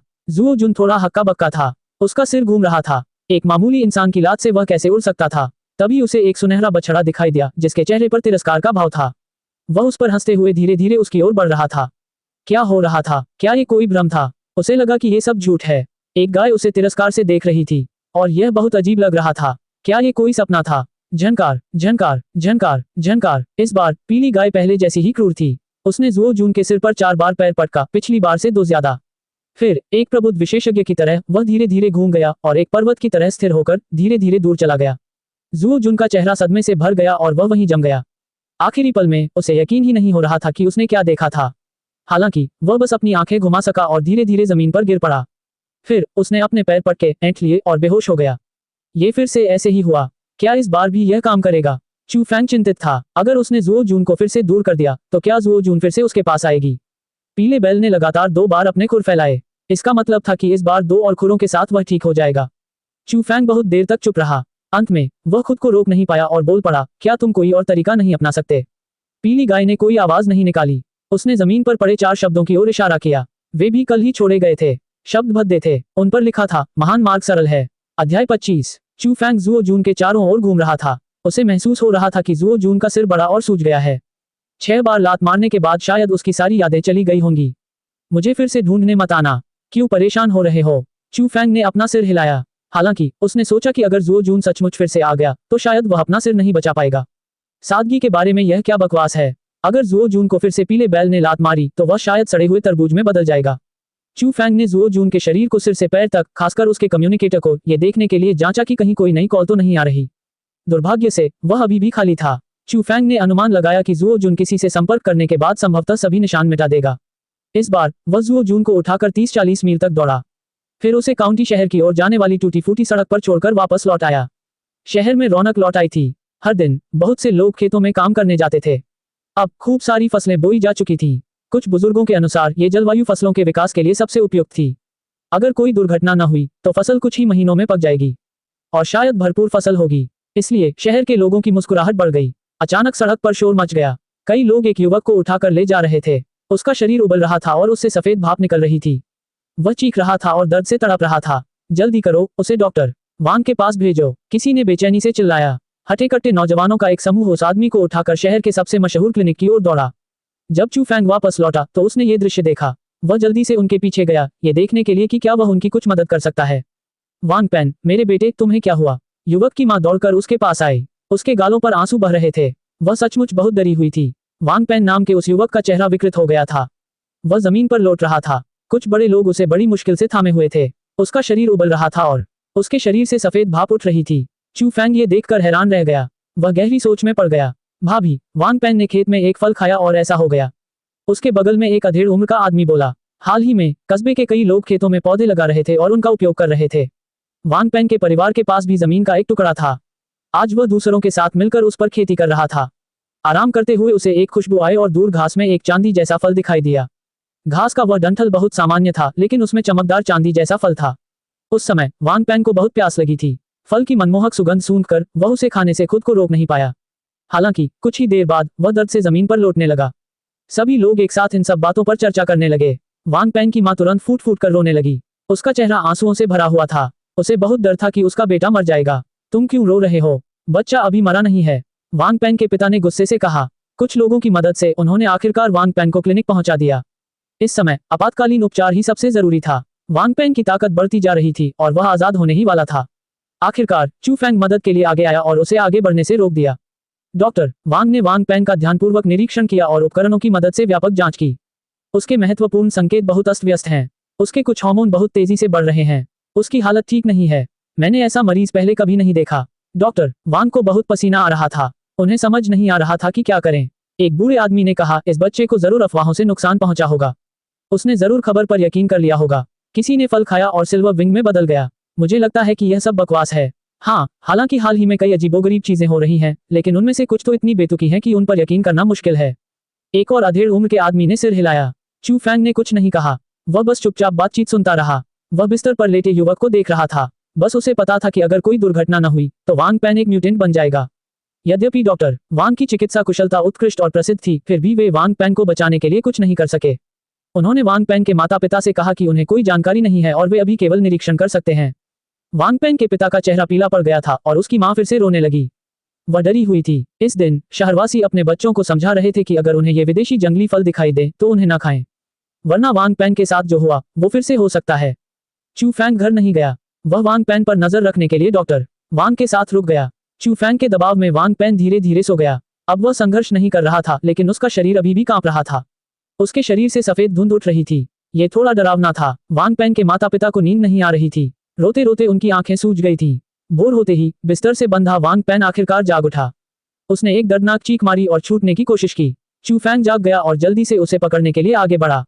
ये दर्द होता है, वांग पेन चिल्लाया। चू फेंग ने वांग पेन के पेट को फूलते देखा और फिर एक चटकने की आवाज आई। ऐसा लग रहा था जैसे जोर फैल रहे हों, जिससे लोगों के रोंगटे खड़े हो गए। इस प्रक्रिया के दौरान उसके चारों ओर एक धुंधली सफेद धुंध छा गई। जाहिर है वांग पेन के शरीर में भारी परिवर्तन आया था। अंत में वह दर्द से कराह उठा और दहाड़ने लगा, जिससे आसपास के सभी लोग घबरा गए। कस्बे के कई लोग घटनास्थल की ओर दौड़ पड़े। आधे घंटे बाद वांग पेन शांत हो गया। सफेद धुंध छट गई। सब लोग ऐसे स्तब्ध थे मानो उन्होंने कोई भूत देख लिया हो। वांग पेन के पेट पर चांदी सफेद रंग की एक जोड़ी भुजाएं थीं, जो बहुत शक्तिशाली दिखती थीं। आह वांग पेन, तुम्हें क्या हुआ है? क्या तुम अभी भी ठीक महसूस नहीं कर रहे हो? उसकी मां चीखी और दौड़कर उसके पास आई। वांग पेन का चेहरा पीला और थोड़ा कमजोर था। उसने अपनी मां से कहा कि वह ठीक है, लेकिन उसे बहुत भूख लगी है। तुम अब भी कह रहे हो कि तुम ठीक हो? देखो तुम्हारे हाथ तो हैं। वांग पेन की मां फिर रो पड़ी। उसका बेटा राक्षस बन गया था, जिससे वह बहुत दुखी थी। शहर के बहुत से लोग ये खबर सुनकर क्लिनिक में उमड़ पड़े। वहां इतनी भीड़ थी कि पानी की एक बूंद भी अंदर नहीं जा पा रही थी। जल्दी करो, कुछ खाना तैयार करो, वांग पेन के पिता चिल्लाए। उन्होंने अपने रिश्तेदारों और पड़ोसियों से खाना लाने में मदद करने को कहा। क्या ये खबरें सच हो सकती हैं? देखो वांग पेन सचमुच बदल गया है, किसी ने फुसफुसाते हुए कहा। अब वांग पेन पूरी तरह बदल गया था। पहले वह थोड़ा मोटा था, पर अब वह बहुत दुबला पतला हो गया था। उसके हाथ पैर थे और उसकी त्वचा सांवली से गोरी हो गई थी। अंत में वांग पेन ने ढेर सारा मांस और कटोरी कटोरी चावल खाए। आखिरकार उसका पेट भर गया और उसे भूख और कमजोरी का एहसास नहीं हुआ। खाने की प्रक्रिया के दौरान उसकी दो चांदी सफेद भुजाएं भी हिल रही थीं, जिससे उसका मुंह लगातार भोजन से भर रहा था। लोग आश्चर्यचकित थे। आखिरकार वांग पेन आंगन से बाहर निकला और अपनी चांदी जैसी सफेद बाहें हिलाईं। उसने अपने शरीर में बदलाव महसूस किए और उसका दिल थोड़ा भारी हो गया। आखिरकार वह एक राक्षस सा हो गया था। टकराना। उसने गुस्से में मुक्का मारा और परिणाम से कई लोग इस हद तक सदमे में आ गए कि उनकी आंखें लगभग बाहर आ गईं। क्लिनिक के आंगन में एक भूदृश्य पत्थर पड़ा था। उसके जोरदार मुक्के से वह टूट गया और दरारें बहुत गहरी और लंबी हो गईं। यह अनुमान लगाया गया कि 2 और वार के बाद पत्थर टूटकर गिर जाएगा। हे भगवान, इसमें कितनी शक्ति है! लोग आश्चर्य से चिल्ला उठे। रिपोर्ट सच है। ये अजीबोगरीब फल वाकई इंसानों में उत्परिवर्तन पैदा कर सकते हैं। ये तो सचमुच अलौकिक है। कुछ युवा बेहद ईर्ष्यालु थे। इस दिन शहर के कई लोग खेतों की घास और जंगल के बाहर तरह तरह के जंगली फल ढूंढने निकले थे। वे ज्यादातर युवा थे। उन्हें लगा जैसे उन्होंने कोई रहस्यमय दरवाजा देख लिया हो। बहुत से लोग उसके करीब जाना चाहते थे और उस दरवाजे में कदम रखना चाहते थे। 2 दिन बाद वांग पेन का शरीर स्थिर हो गया। वह जांच के लिए क्लिनिक गया और उसके शरीर में कई असामान्यताएं पाई गईं। खासकर उसकी बाहें बहुत सख्त थीं और साधारण चाकू उन्हें काट नहीं सकते थे। वे बहुत शक्तिशाली थे, कई वयस्कों की संयुक्त शक्ति के बराबर। वांगपेंग का वजन थोड़ा मोटा होने के कारण पूरी तरह से कम हो गया था और उसकी त्वचा भी चांदी जैसी हो गई थी। डॉक्टर वांग के अनुमान के अनुसार उसका उत्परिवर्तन जारी रह सकता है। मेरे बेटे में असाधारण शक्तियां हैं। रिपोर्ट के अनुसार वह भविष्य में देवता बन सकता है। वांगपेंग की मां ने हर किसी से कहा। उसे डर था कि लोग कहेंगे कि उसका बेटा राक्षस है और भविष्य में उसे कोई प्रेमिका नहीं मिलेगी। दरअसल बहुत से लोग ईर्ष्यालु थे, यहाँ तक कि कुछ बड़े लोग भी जब बाहर निकलते थे तो शहर के बाहर अजीबोगरीब फल ढूंढने की कोशिश करते थे। इन 2 दिनों में विशेष श्वास तकनीक और मुक्केबाजी का अभ्यास करने के अलावा चू फैंग ने अपने संचारक का उपयोग उन अजीब फलों के बारे में सभी प्रकार की खबरें खोजने के लिए किया। पिछले कुछ दिनों में अजीब फलों के बारे में सभी प्रकार की खबरें इंटरनेट पर दिखाई दी। ऐसा इसलिए था क्योंकि इसमें सिर्फ 1 या 2 लोग ही नहीं थे, बल्कि दुनिया भर के कई लोग शामिल थे। एक और दिन बाद चू फैंग ने फिर से खबर खोजी और पाया कि लोगों की संख्या बढ़ गई थी। एक के बाद एक कई कस्बे बस गए थे और जो जगहें थोड़ी बड़ी थी वहां हमेशा 1-2 लोग बदल जाते थे। किसी ने अनुमान लगाया कि उत्परिवर्तित लोगों की संख्या 10,000 से अधिक हो गई थी। यह एक चौंकाने वाली संख्या थी और यह केवल वही संख्या थी जो ज्ञात थी। कल्पना की जा सकती है कि अगर उन लोगों को भी शामिल किया जाए जिनकी रिपोर्ट नहीं की गई थी तो ये संख्या कई गुना ज्यादा हो सकती है। इंटरनेट उबल रहा था। क्या वाकई कोई रहस्यमय युग आ रहा था? सभी उत्परिवर्तित लोगों में अलौकिक क्षमताएं थीं। कुछ आकाश में उड़ सकते थे और जमीन खोद सकते थे, कुछ धातु पिघला सकते थे और कुछ मैग्मा में जीवित रह सकते थे। पूरी दुनिया इसके बारे में चर्चा कर रही थी और वहां खुशी का माहौल था। लोगों को लगा कि एक महान युग शुरू होने वाला है। कुछ लोगों की क्षमताएं पौराणिक युग के प्राणियों के समान थी, जो वास्तव में डरावनी थी। इसे किसी भी नजरिए से देखें, लोगों को यही लगता था कि उत्परिवर्तित लोगों की संख्या बढ़ रही है। उनमें से कईयों में अलौकिक क्षमताएं थीं, जैसे ईश्वर का पुनः प्रकट होना। यह कहा जा सकता था कि दुनिया अभूतपूर्व रूप से समृद्ध थी। रात में एक रिपोर्ट छपी। कुछ उत्परिवर्तित लोग सिल्वर विंग को चुनौती देने के लिए सेलेस्टियल बायोलॉजी ग्रुप में गए, लेकिन नतीजा भयावह था। उन म्यूटेंट्स ने हाथ मिला लिया, लेकिन फिर भी सिल्वर विंग से हार गए। वे उसके एक भी वार का सामना नहीं कर सके। इस नतीजे ने दुनिया को, बल्कि दुनिया के हर कोने को झकझोर कर रख दिया। मूलतः बेचैन म्यूटेंट धीरे धीरे शांत हो गए। हालांकि वे सभी उत्परिवर्तित थे, फिर भी उनकी ताकत में एक बड़ा अंतर था। जो सबसे पहले जागे थे वे विशेष रूप से शक्तिशाली लग रहे थे।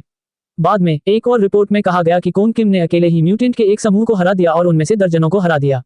इससे फिर से बड़ी सनसनी फैल गई। इस बिंदु पर लोगों को समझ में आया कि सबसे पहले जागे हुए कुछ म्यूटेंट सिल्वर विंग, कोन किम, फायर स्पिरिट और व्हाइट टाइगर थे। उनकी स्थिति अधिक थी मानो वे पिरामिड के शीर्ष पर खड़े हों। ऐसी अफवाहें थीं कि उनके पीछे एक रहस्यमय शक्ति थी जो उन्हें सभी प्रकार के संसाधन प्रदान करती थी, जिसमें सभी प्रकार के अजीब फल भी शामिल थे, जिससे वे और अधिक शक्तिशाली बनते गए। ये रिपोर्टें पढ़ने के बाद चू फैंग सोच में पड़ गया। भविष्य क्या होगा? उसमें कोई उत्परिवर्तन नहीं हुआ था और न ही उसे कोई अजीब फल मिला था। फिलहाल वह बस उस खास सांस लेने की तकनीक का अभ्यास कर रहा था और चुपचाप मुक्केबाजी का अभ्यास कर रहा था। अब उसे उन चीजों की कोई परवाह नहीं थी। उसे बस धीरे धीरे और मजबूत होना था। जब वह दानव बैल मुक्केबाजी शैली में निपुण हो जाता तो वह ताइहांग पर्वत पर जाता और देखता कि क्या वहां कुछ मिल सकता है। अचानक उसका कम्युनिकेटर बज उठा। कोई उसे ढूंढ रहा था। लिनोय। अध्याय 26। लिनोय की आवाज शांत थी। यह एक विनम्र अभिवादन था, लेकिन उसमें एक दूरी का भाव था जिससे लोगों को दूरी का एहसास हो रहा था। चू फैंग के शब्द शांत और विचारशील थे। उसने विनम्रता से उसका अभिवादन किया और अंत में मुस्कुराते हुए कहा कि वह अब भी पहले जैसी ही सुंदर है। हालांकि वे ज्यादा समय से अलग नहीं हुए थे, चू फैंग को ऐसा लग रहा था जैसे समय बीत गया हो, मानो अतीत के कुछ दृश्य एक दूसरे से जुड़ गए हों। लिन रुई शांत, तर्कसंगत और बुद्धिमान थी। उसने स्कूल में जानबूझकर ऐसा नहीं किया, लेकिन उसने स्वाभाविक रूप से लोगों को एक देवी की भावना दी, जिससे लोगों को लगा कि वह पहुंच से बाहर है। शायद इसलिए कि वो बहुत ज्यादा खूबसूरत थी, या शायद इसलिए कि उसका स्वभाव ठंडा था, लेकिन लोगों में उसके सामने हमेशा आत्मविश्वास की कमी रहती थी। हालांकि बहुत से लोग उसे पाने की कोशिश करते थे, लेकिन आखिरकार सभी को मंच का डर सताता था। यह संयोग ही था कि चू फैंग उसे पहले से जानता था। हालांकि उसके नतीजे अच्छे थे, लेकिन यह उसकी कड़ी मेहनत का नतीजा नहीं था। उसके लिए क्लास छोड़ना आम बात थी। सभी तरह की सार्वजनिक कक्षाओं में जिनमें उपस्थिति अनिवार्य थी, वह ज्यादातर समय पर ही क्लास में पहुंचता था। ये कल्पना करना मुश्किल था कि जब वह कक्षा में प्रवेश करेगा तो कक्षा पहले से ही भरी होगी। हर बार उसे आखिरी पंक्ति में सीट पाने के लिए कुछ समय लगाना पड़ेगा। एक बार उसे एहसास हुआ कि आखिरी पंक्ति तो पहले ही भर चुकी है।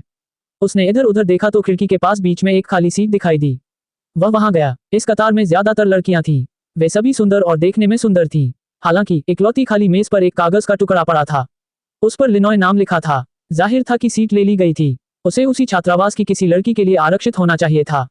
चू फैंग को इसकी कोई परवाह नहीं थी। लड़कियों की हैरानी भरी निगाहों के सामने वह शांति से बैठ गया। फिर उसने लिन नाओई के नाम वाले कागज को हवाई जहाज के आकार में मोड़ा। हल्के से झटके से उसे खिड़की से बाहर उड़ा दिया। लड़कियां दंग रह गईं। उनकी आंखें आश्चर्य से भर आईं। ऐसा पहले कभी नहीं हुआ था। किसी ने सचमुच लिनोय के साथ ऐसा किया था और उसकी सीट छीन ली थी। जल्द ही चू फैंग को समझ आ गया कि लिनोय कौन है। हालांकि सोचने के बाद भी वह खड़ा नहीं हुआ। उसी समय एक लंबे बालों वाली लड़की वहां से गुजरी। वह बेहद खूबसूरत थी। उसकी लंबाई 170 सेंटीमीटर थी और उसका शरीर दुबला पतला था। उसके बाल रेशम जैसे मुलायम थे और उसका चेहरा अंडाकार था। उसकी आंखें बेहद जोशीली और खूबसूरत थीं, मानो वे किसी के दिल में झांक सकती हों। ये कहा जा सकता था कि वह बहुत सुंदर थी, लेकिन वह बहुत ठंडी थी। वह चू फैंग के सामने खड़ी थी और बिना कुछ कहे शांति से उसे देख रही थी। आसपास की लड़कियों ने भी ऐसा ही किया और चू फैंग पर दबाव डाला। साथ ही उन्होंने उसे घूरते हुए कहा कि वह वहां से चला जाए, लेकिन चू फैंग उठा नहीं। वह शांत और संयमित था और साफ अंतःकरण के साथ वहीं बैठा रहा। लिनॉय की ओर देखने के बाद वह हाथ में पकड़ी किताब पलटने लगा। लिनॉय एक पल के लिए शांति से खड़ी रही। बिना कुछ कहे वह मुड़ी और चली गई। एक दूसरे को जानने का ये कोई बहुत अच्छा तरीका तो नहीं था, लेकिन वे एक दूसरे को जानने लगे। उसके बाद धीरे धीरे वे एक दूसरे को और बेहतर जानने लगे।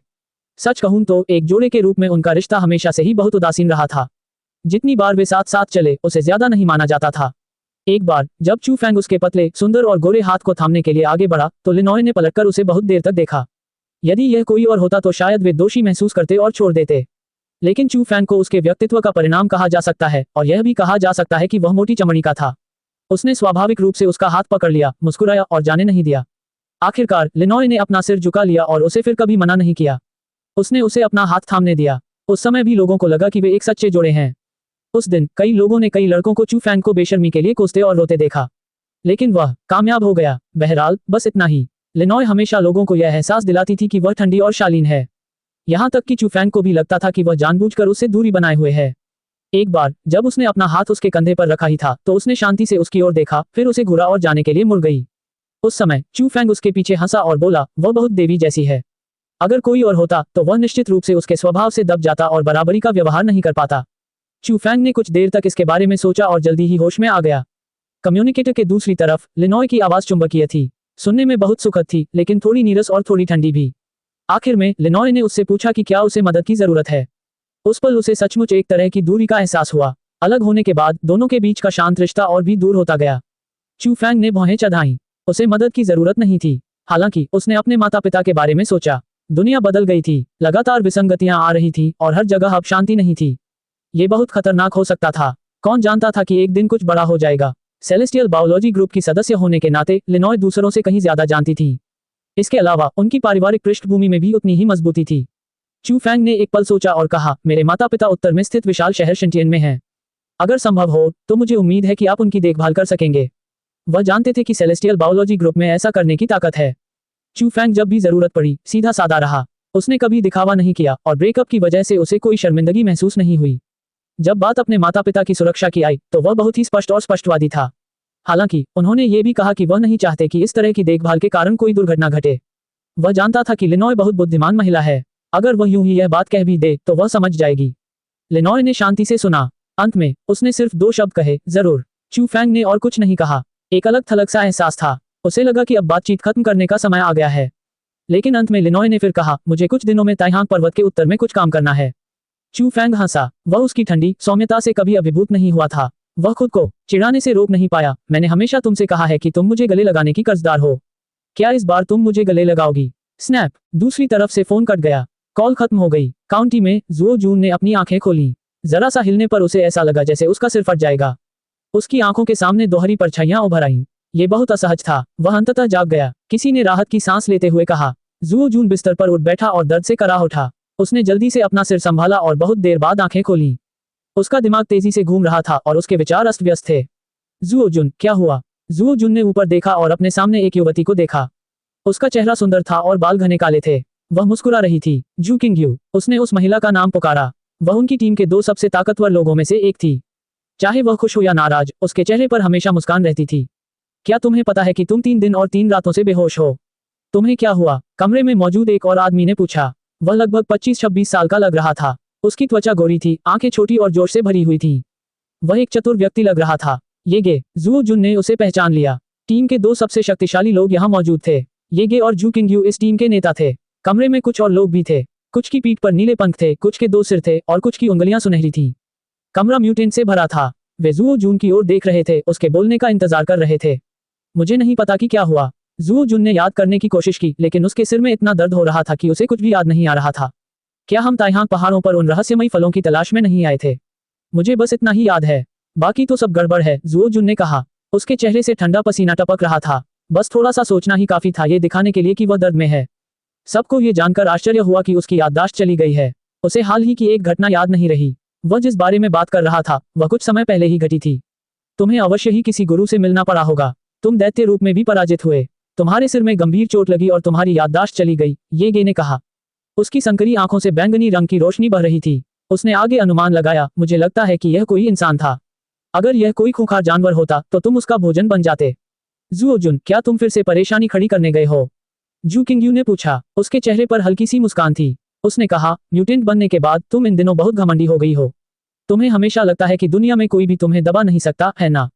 मैंने नहीं किया, जुओ जुन ने खंडन किया। तुम अब भी इनकार कर रहे हो। सिर्फ तुम ही नहीं, बल्कि तुम भी। ऐसा मत सोचो कि मुझे नहीं पता कि तुम हाल ही में बड़े शहरों में आते जाते रहे हो। तुम हमेशा यही सोचते हो कि तुम बाकियों से ऊपर हो, जो चाहो करो और आम लोगों को नीचा दिखाओ। जू किंगयू की आवाज ठंडी थी। उसने सबकी तरफ देखा और कहा, जागने के बाद तुमने थोड़े ही समय में अकल्पनीय शक्ति प्राप्त कर ली है। तुम अपना दिमाग खो चुके हो। किंगयू सही कह रहा है। अब ज्यादा से ज्यादा लोग जाग रहे हैं। हमेशा यह मत सोचो कि तुम अजेय हो। आखिरकार तुम कोई देवता तो नहीं हो, ये गे ने कहा। हम सबसे पहले जागने वाले हैं। अगर कोई भगवान बन सकता है तो वह हमारे बीच ही होगा। किसी को यकीन नहीं हुआ। चुप रहो, जू किंगयू ने डांटा। ये गे ने कहा, आजकल अच्छा व्यवहार करो। जल्द ही कोई महत्वपूर्ण व्यक्ति आने वाला है। सिल्वर विंग, किसी ने पूछा। अपना काम करो, इन बातों की चिंता मत करो। दूसरी ओर, जुओ जुन कोई कमजोर नहीं है। वह बहुत ताकतवर है। उसे इतनी बुरी तरह कैसे पीटा गया कि उसकी याददाश्त चली गई। ये गे ने भौहें चढ़ाते हुए कहा। किंगयांग कस्बे में चू फैंग ने अपनी मुक्केबाजी की प्रैक्टिस पूरी कर ली थी। उसने फूलों की क्यारी में हरियाली की एक परत देखी। हाल ही में मौसम बदला था। तरह तरह के पौधे बेतहाशा बढ़ गए थे। आंगन में खूब घास उगाई थी। मैंने जो बीज बोए थे वे कैसे हैं? उसने पूछा। शुरुआत में वह दिन में कई बार बगीचे में जाकर उन 3 रहस्यमय बीजों को देखता था। उसे हमेशा उम्मीद रहती थी कि तीनों बीज जल्द ही अंकुरित होकर बड़े हो जाएंगे। लेकिन कई दिनों से कोई हलचल नहीं हुई थी, इसलिए वह उतना मेहनती नहीं था। विशेषकर पिछले कुछ दिनों में जब तरह तरह की घटनाएं घट रही थी, वह 3 बीजों के बारे में भूल गया था।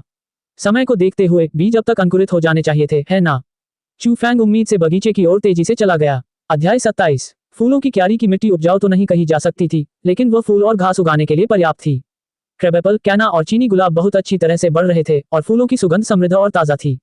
अनार के पेड़ पर फल सुनहरा था और काफी समय पहले पक चुका था। उसे खोलने पर एक चमकदार लाल बीज निकला। चू फैंग वहीं उकड़ू बैठ गया और अंत में वह लगभग मिट्टी पर लेट गया। उसने बार बार ध्यान से देखा, लेकिन जमीन अभी भी नंगी थी और कोई कलियां नहीं निकल रही थी। वह बहुत निराश था। उन्होंने जड़ें क्यों नहीं जमाई? उस दिन सुरक्षा की दृष्टि से उसने तीनों बीजों को 3 अलग अलग जगहों पर गाड़ दिया, लेकिन अब तक कोई हलचल नहीं हुई थी। मिट्टी में खरपतवार भी नहीं उगी थी। चू फैंग बहुत लाचार था। क्या ऐसा हो सकता है कि तीनों बीज सचमुच सूख गए हों और उन्हें बोया न जा सके? हालांकि उसे हमेशा लगता था कि वे 3 बीज इतने सरल नहीं थे। वे अनगिनत वर्षों से कुनलुन पर्वत की तलहटी में दबे हुए थे और एक पत्थर के बक्से में सुरक्षित रखे हुए थे। ये बहुत रहस्यमय था। वह कुछ हद तक अनिच्छुक था। अगर एक बीज भी अंकुरित हो जाए तो ये देखना अच्छा होगा कि क्या उगता है। कुछ दिन पहले वह इंटरनेट पर तरह तरह के पौधों के बीज ढूंढ रहा था, एक एक करके उनकी तुलना कर रहा था। कई तरह के बीज थे, लेकिन आखिर में उसे तीनों बीज बिल्कुल भी नहीं मिल पाए। इससे उनकी उम्मीदें और गहरी हो गईं और उन्हें विश्वास हो गया कि ये 3 बीज कोई साधारण चीजें नहीं हैं। क्रंच, पीला मवेशी पास आया, सिर उठाया और एक सुनहरा अनार मुंह में भर लिया। देखते ही देखते उसका मुंह लाल रस से भर गया।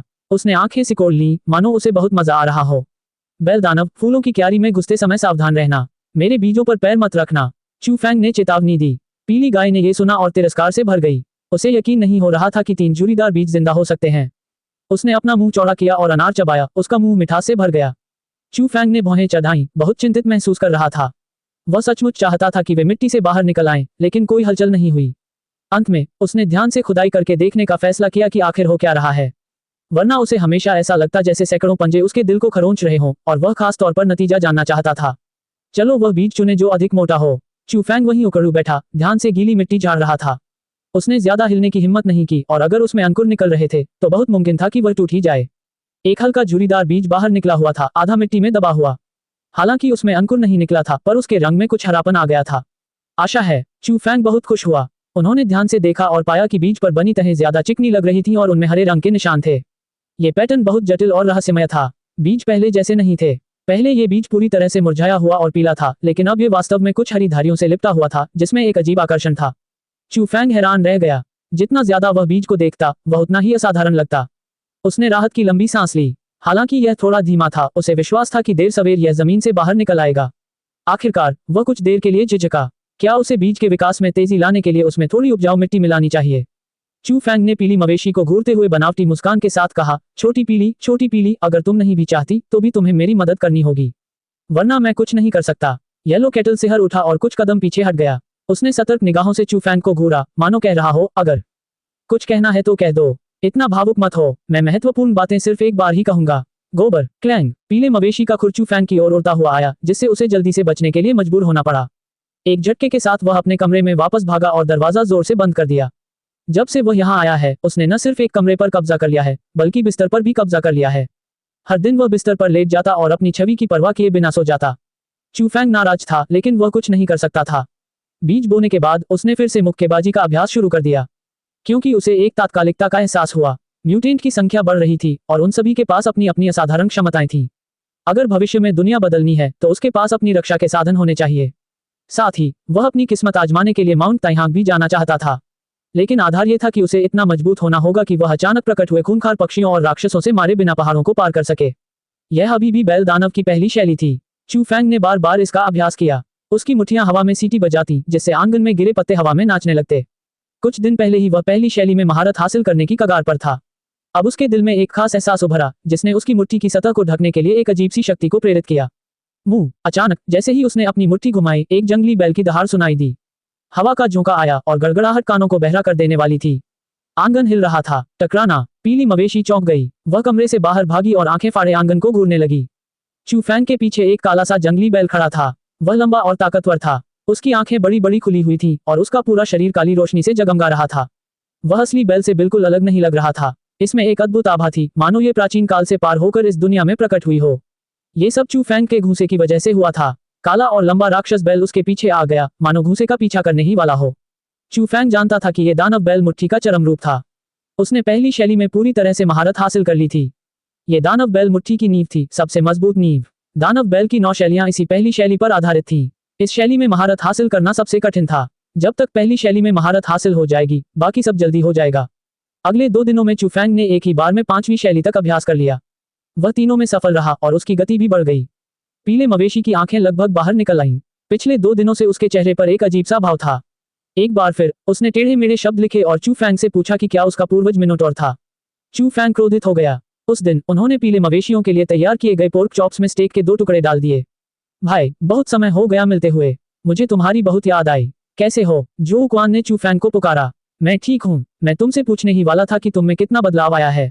हाल ही में हर कोई म्यूटेंट के बारे में बात कर रहा है। क्या तुम्हारा शरीर ठीक है? चू फैंग ने चिंता से पूछा। मैं अब धातु और पत्थर पिघला सकता हूँ। मैं खुद को काफी डराता था, लेकिन आखिरकार मुझे इसकी आदत हो गई है। लेकिन मेरे सिर पर सींग है।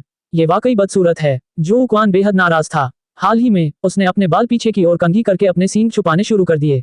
आखिरकार उसके परिवार ने कहा कि इस बड़े हुए हेयर स्टाइल की वजह से वह बहुत बदमाश लग रहा था। इससे वह बहुत उदास हो गया था। चू फैंग ने जोर से हंस दिया। फात्सो जो का आक्रोश और भी बढ़ गया। ओह, ठीक है, यह अजीब है। इन 2 दिनों में बुल डेमन ने मुझे परेशान नहीं किया। पूरे दिन बहुत शांति रही। मुझे इसकी आदत नहीं है, जो क्वान ने कहा। चू फैंग अवाक रह गया। कुछ समय पहले येलो कैटल पागलों की तरह कम्युनिकेटर को छेड़ता था और जब तक वह खाली रहता था, फैत्सो जो को परेशान करता था। इससे उसे इतनी तकलीफ होती थी कि वह लगभग टूट जाता था। इन 2 दिनों में उसकी हालत थोड़ी बेहतर हो गई थी और उसे अभी भी इसकी आदत नहीं थी। अचानक चू फैंग को कुछ सूझा। उसने हैरानी से कहा, नहीं, इन 2 दिनों में मैंने इसे कम्युनिकेटर पकड़े हुए साफ देखा है।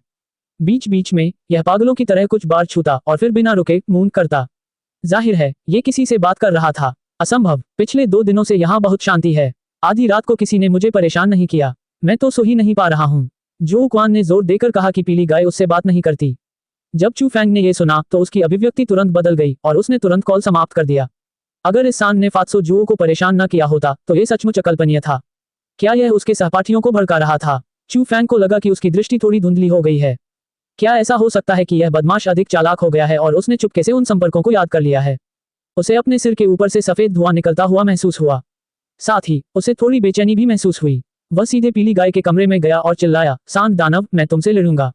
चू फैंग कमरे में भागा और बछड़े को दबाया, जो दीवार से पीठ टिकाकर फर्श पर पड़ा था। पीली गाय को लगा कि यह सब समझ से परे है। वह आंखें फाड़े उसे गुस्से से घूर रही थी। क्या तुमने उन लोगों को फिर से परेशान किया जिन्हें मैं जानता हूँ? चू फैंग का चेहरा काला पड़ गया। पीली केटल ने निर्णायक रूप से अपना सिर हिलाया और फिर स्क्रीन पर प्रहार करने के लिए अपना खुर बढ़ाया। चू फैंग को शक हुआ। उसने कम्युनिकेटर लिया और जल्दी से उसमें से देखा। उसने एक लंबी सांस छोड़ी। जिसकी उसे चिंता थी वह नहीं हुआ। हालांकि उसे थोड़ा शक हुआ। यह अजीब नंबर किसका था? इस सांड ने किस बदकिस्मत आदमी को निशाना बनाया था? काउंटी शहर के एक घर में जुओ जुन टूटने की कगार पर था। जब से वो उठा था, उसे दिन हो या रात, एक ही आदमी के फोन आ रहे थे। ये फोन अंतहीन थे, कभी शाम को, कभी आधी रात को, तो कभी सुबह सुबह। हर बार उसे इतना दर्द होता था कि वह मर जाना चाहता था। इस तरह का उत्पीड़न बेहद घिनौना था। उसके सिर पर अभी अभी 6 बार घोड़े की टाप लगी थी और कुछ ही देर पहले उसकी याददाश्त भी चली गई थी। उसके सिर में अभी भी दर्द था और वह सारा दिन सोता रहा था। आखिर में उसकी मुलाकात एक ऐसे दरिंदे से हुई जो उसे परेशान करता रहा। जब भी वो सोता, उसकी रिंगटोन उसे जगा देती। वह संचारक को बंद करने का साहस नहीं कर सका, क्योंकि एक उत्परिवर्ती के रूप में यह एकमात्र तरीका था जिससे वह अपने वरिष्ठों और ताइहांग पर्वत में अपने दोस्तों से संपर्क कर सकता था। सबसे घिनौनी बात यह थी कि जो व्यक्ति उसे परेशान करता रहता था, वह हमेशा बैल की तरह मिमियाता रहता था। ये सुनकर जुओ जुन ने दांत पीस लिए और सोचा कि काश वह उस व्यक्ति का गला घोंट देता। उसके सिर में इतना दर्द हो रहा था कि ऐसा लग रहा था जैसे उसे किसी बैल ने लात मार दी हो। लेकिन अब उसे गाय की रंभाहट सुनाई दे रही थी और ऐसा लग रहा था जैसे कोई बैल उसे लात मार रहा हो। उसके सिर में दर्द बढ़ता ही जा रहा था। कभी कभी जब वह चिंतित होता था तो वह वास्तव में संचारक को तोड़ना चाहता था। हालांकि यह एक विशेष संचारक था। हालांकि इसका कार्य सरल था, यह बहुत शक्तिशाली था। यह सुनिश्चित करता था कि वह जहां भी हो, सिग्नल पहुंचता रहे।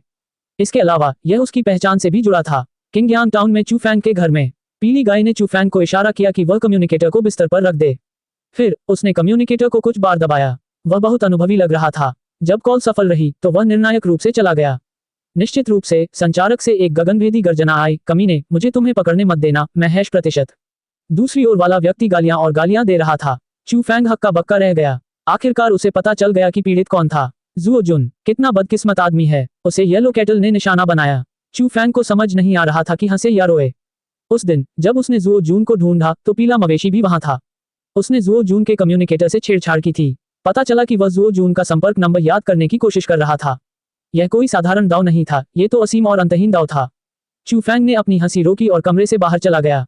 सिर्फ पीला मवेशी ही बचा था। वह बड़ी दिलचस्पी से कम्युनिकेटर से खेल रहा था। बीच बीच में वह कुछ रंभाता, मानो जुओ जून की आवाज का जवाब दे रहा हो। उस रात चूफैंग अभ्यास करता रहा। उसने एक ही बार में दानव बैल मुक्केबाजी शैली की 6ठी और 7वीं शैली में महारत हासिल कर ली थी। वह दरवाजे पर खड़ा हुआ और हथेली के आकार का एक कठोर पत्थर उठा लिया। हल्के से वार से पत्थर चूर्ण में बदल गया और जमीन पर बिखर गया। चूफैंग कांप उठा। उसने सिर नीचे किया और अपनी हथेलियों को देखा। कितनी ताकत थी उसमें। दानव बैल मुक्केबाजी शैली की प्रगति बहुत तेज थी।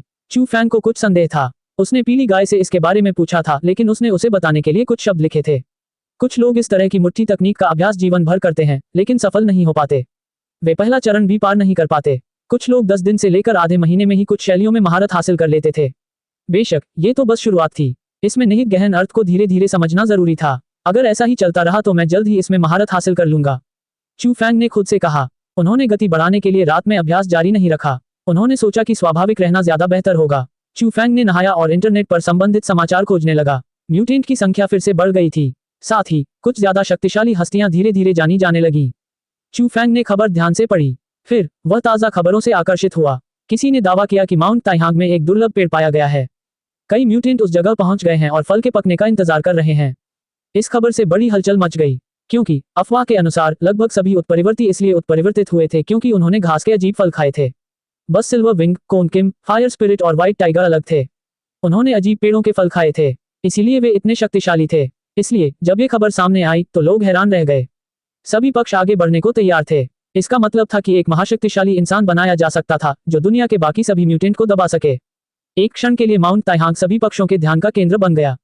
अध्याय 28। ताइहांग पर्वत जल्द ही उथल पुथल मचा देंगे, चूफैंग ने खिड़की से बाहर देखते हुए मन ही मन बुदबुदाया। रात का आकाश विशाल और असीम था। कभी कभी उसे आसमान में एक टूटता हुआ तारा दिखाई देता था।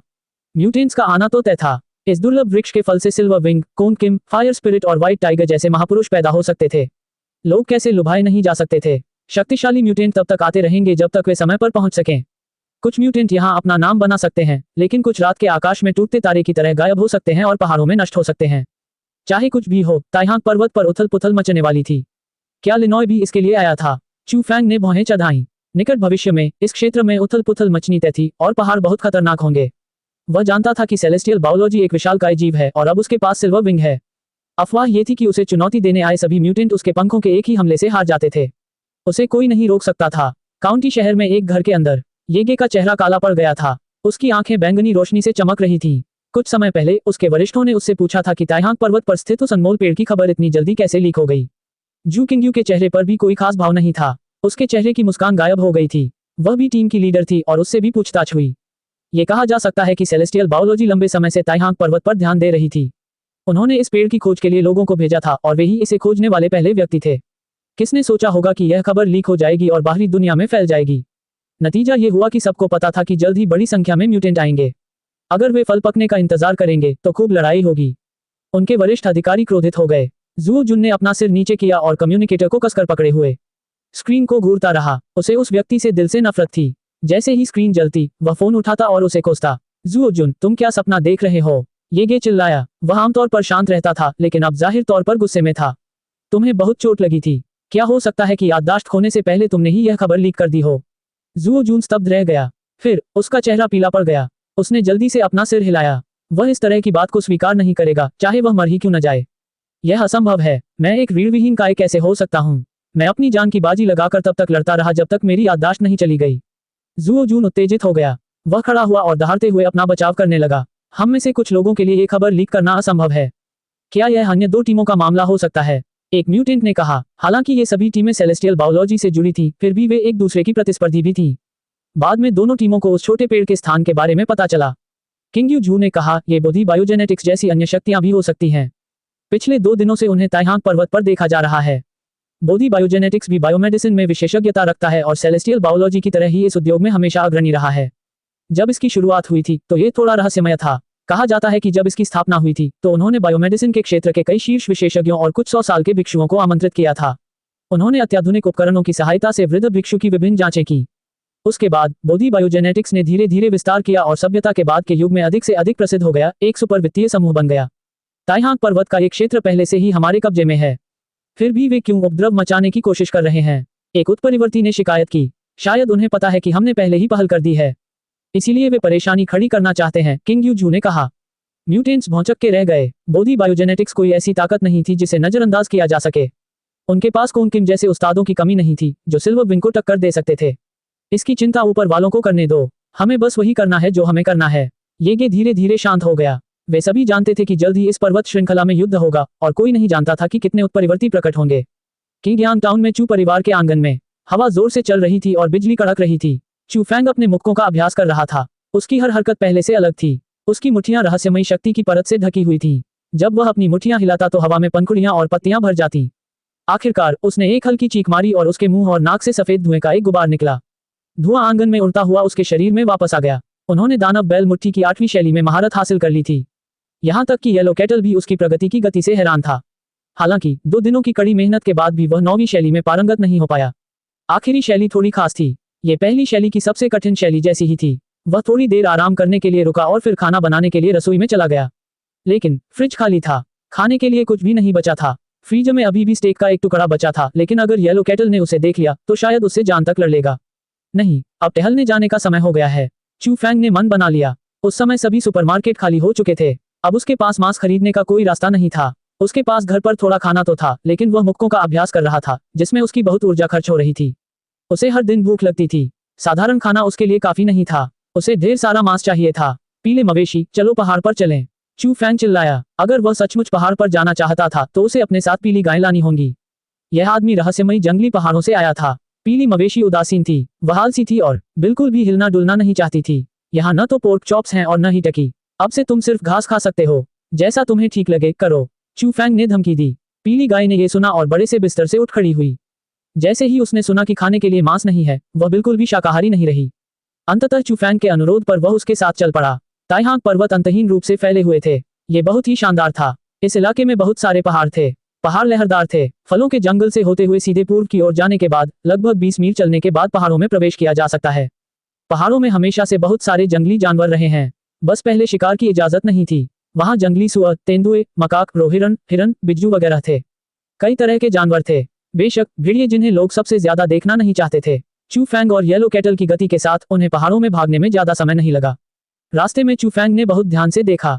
वह ध्यान दे रहा था कि कहीं कोई अजीब फल तो नहीं है। आखिरकार यह एक सुनसान जगह थी।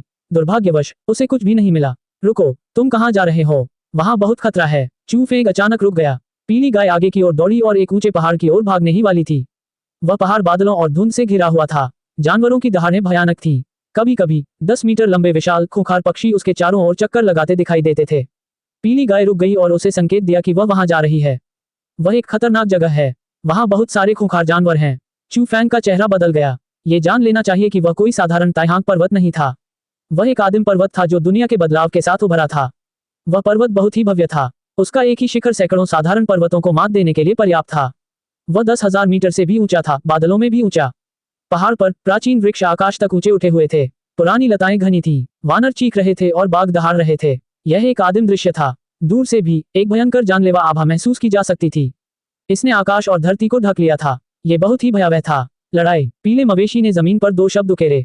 ये बहुत गंभीर था। यही वजह थी कि वह चू फैंग को यहाँ लाया था। वह बताना चाहता था कि उसमें क्या कमी है। चू फैंग के चेहरे पर थोड़ी सी अभिव्यक्ति बदल गई। वह एक पल के लिए झिझका। यहाँ आने से पहले उसने कभी उन खूंखार पक्षियों और जानवरों के पास जाने के बारे में नहीं सोचा था। ताइहांग पर्वत के परिवर्तन के बाद इस क्षेत्र में सैकड़ों हजारों रहस्यमय पर्वत प्रकट हुए। यह उनमें से एक था। मुंह। पीली मवेशी ने आग्रह किया। ठीक है, मैं आपकी बात सुनूंगा।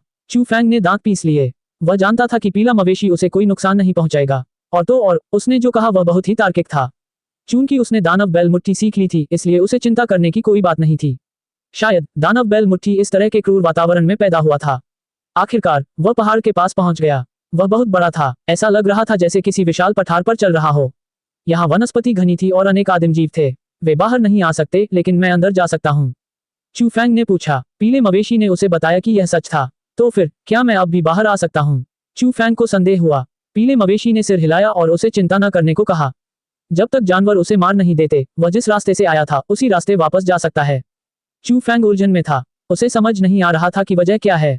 हालांकि पीली गाय उसे समझाना नहीं चाहती थी। हालांकि उनके बीच अभी भी कुछ दूरी थी, फिर भी उसने कुछ ऐसे खूंखार जानवर देखे थे जिनके बारे में उसने पहले कभी नहीं सुना था। एक राक्षस था जो शेर जैसा दिखता था। उसकी पीठ हड्डियों के कांटों से भरी थी। वह 10 मीटर लंबा था और जंगल से होकर गुजरता था। चू फैंग ने घुटन भरी सांस ली। उसे थोड़ा बेचैनी महसूस हुई। क्या वह इतने विशाल जानवर का मुकाबला कर सकता है? पीली गाय उसे घूर रही थी। जंगल में घुसने के बाद उसे अपनी जान जोखिम में डालने की जरूरत नहीं थी। सबसे जरूरी था जिंदा रहना।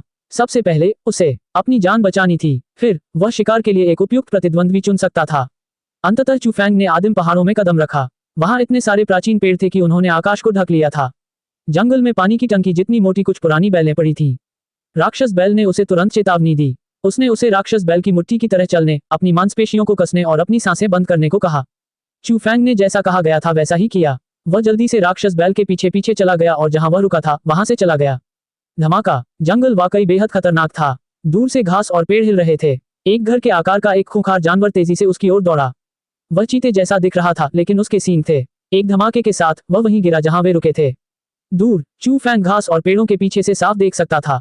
वह हौंफने लगा। उसे एहसास हुआ कि अभी भी बहुत कुछ सीखना बाकी है। इस आदिम पहाड़ पर रहना वाकई लोगों को प्रशिक्षित करने का एक अच्छा तरीका था। अगर वह यहाँ से जिंदा निकल पाया तो माना जाएगा कि उसने अपनी प्रशिक्षुता पूरी कर ली है।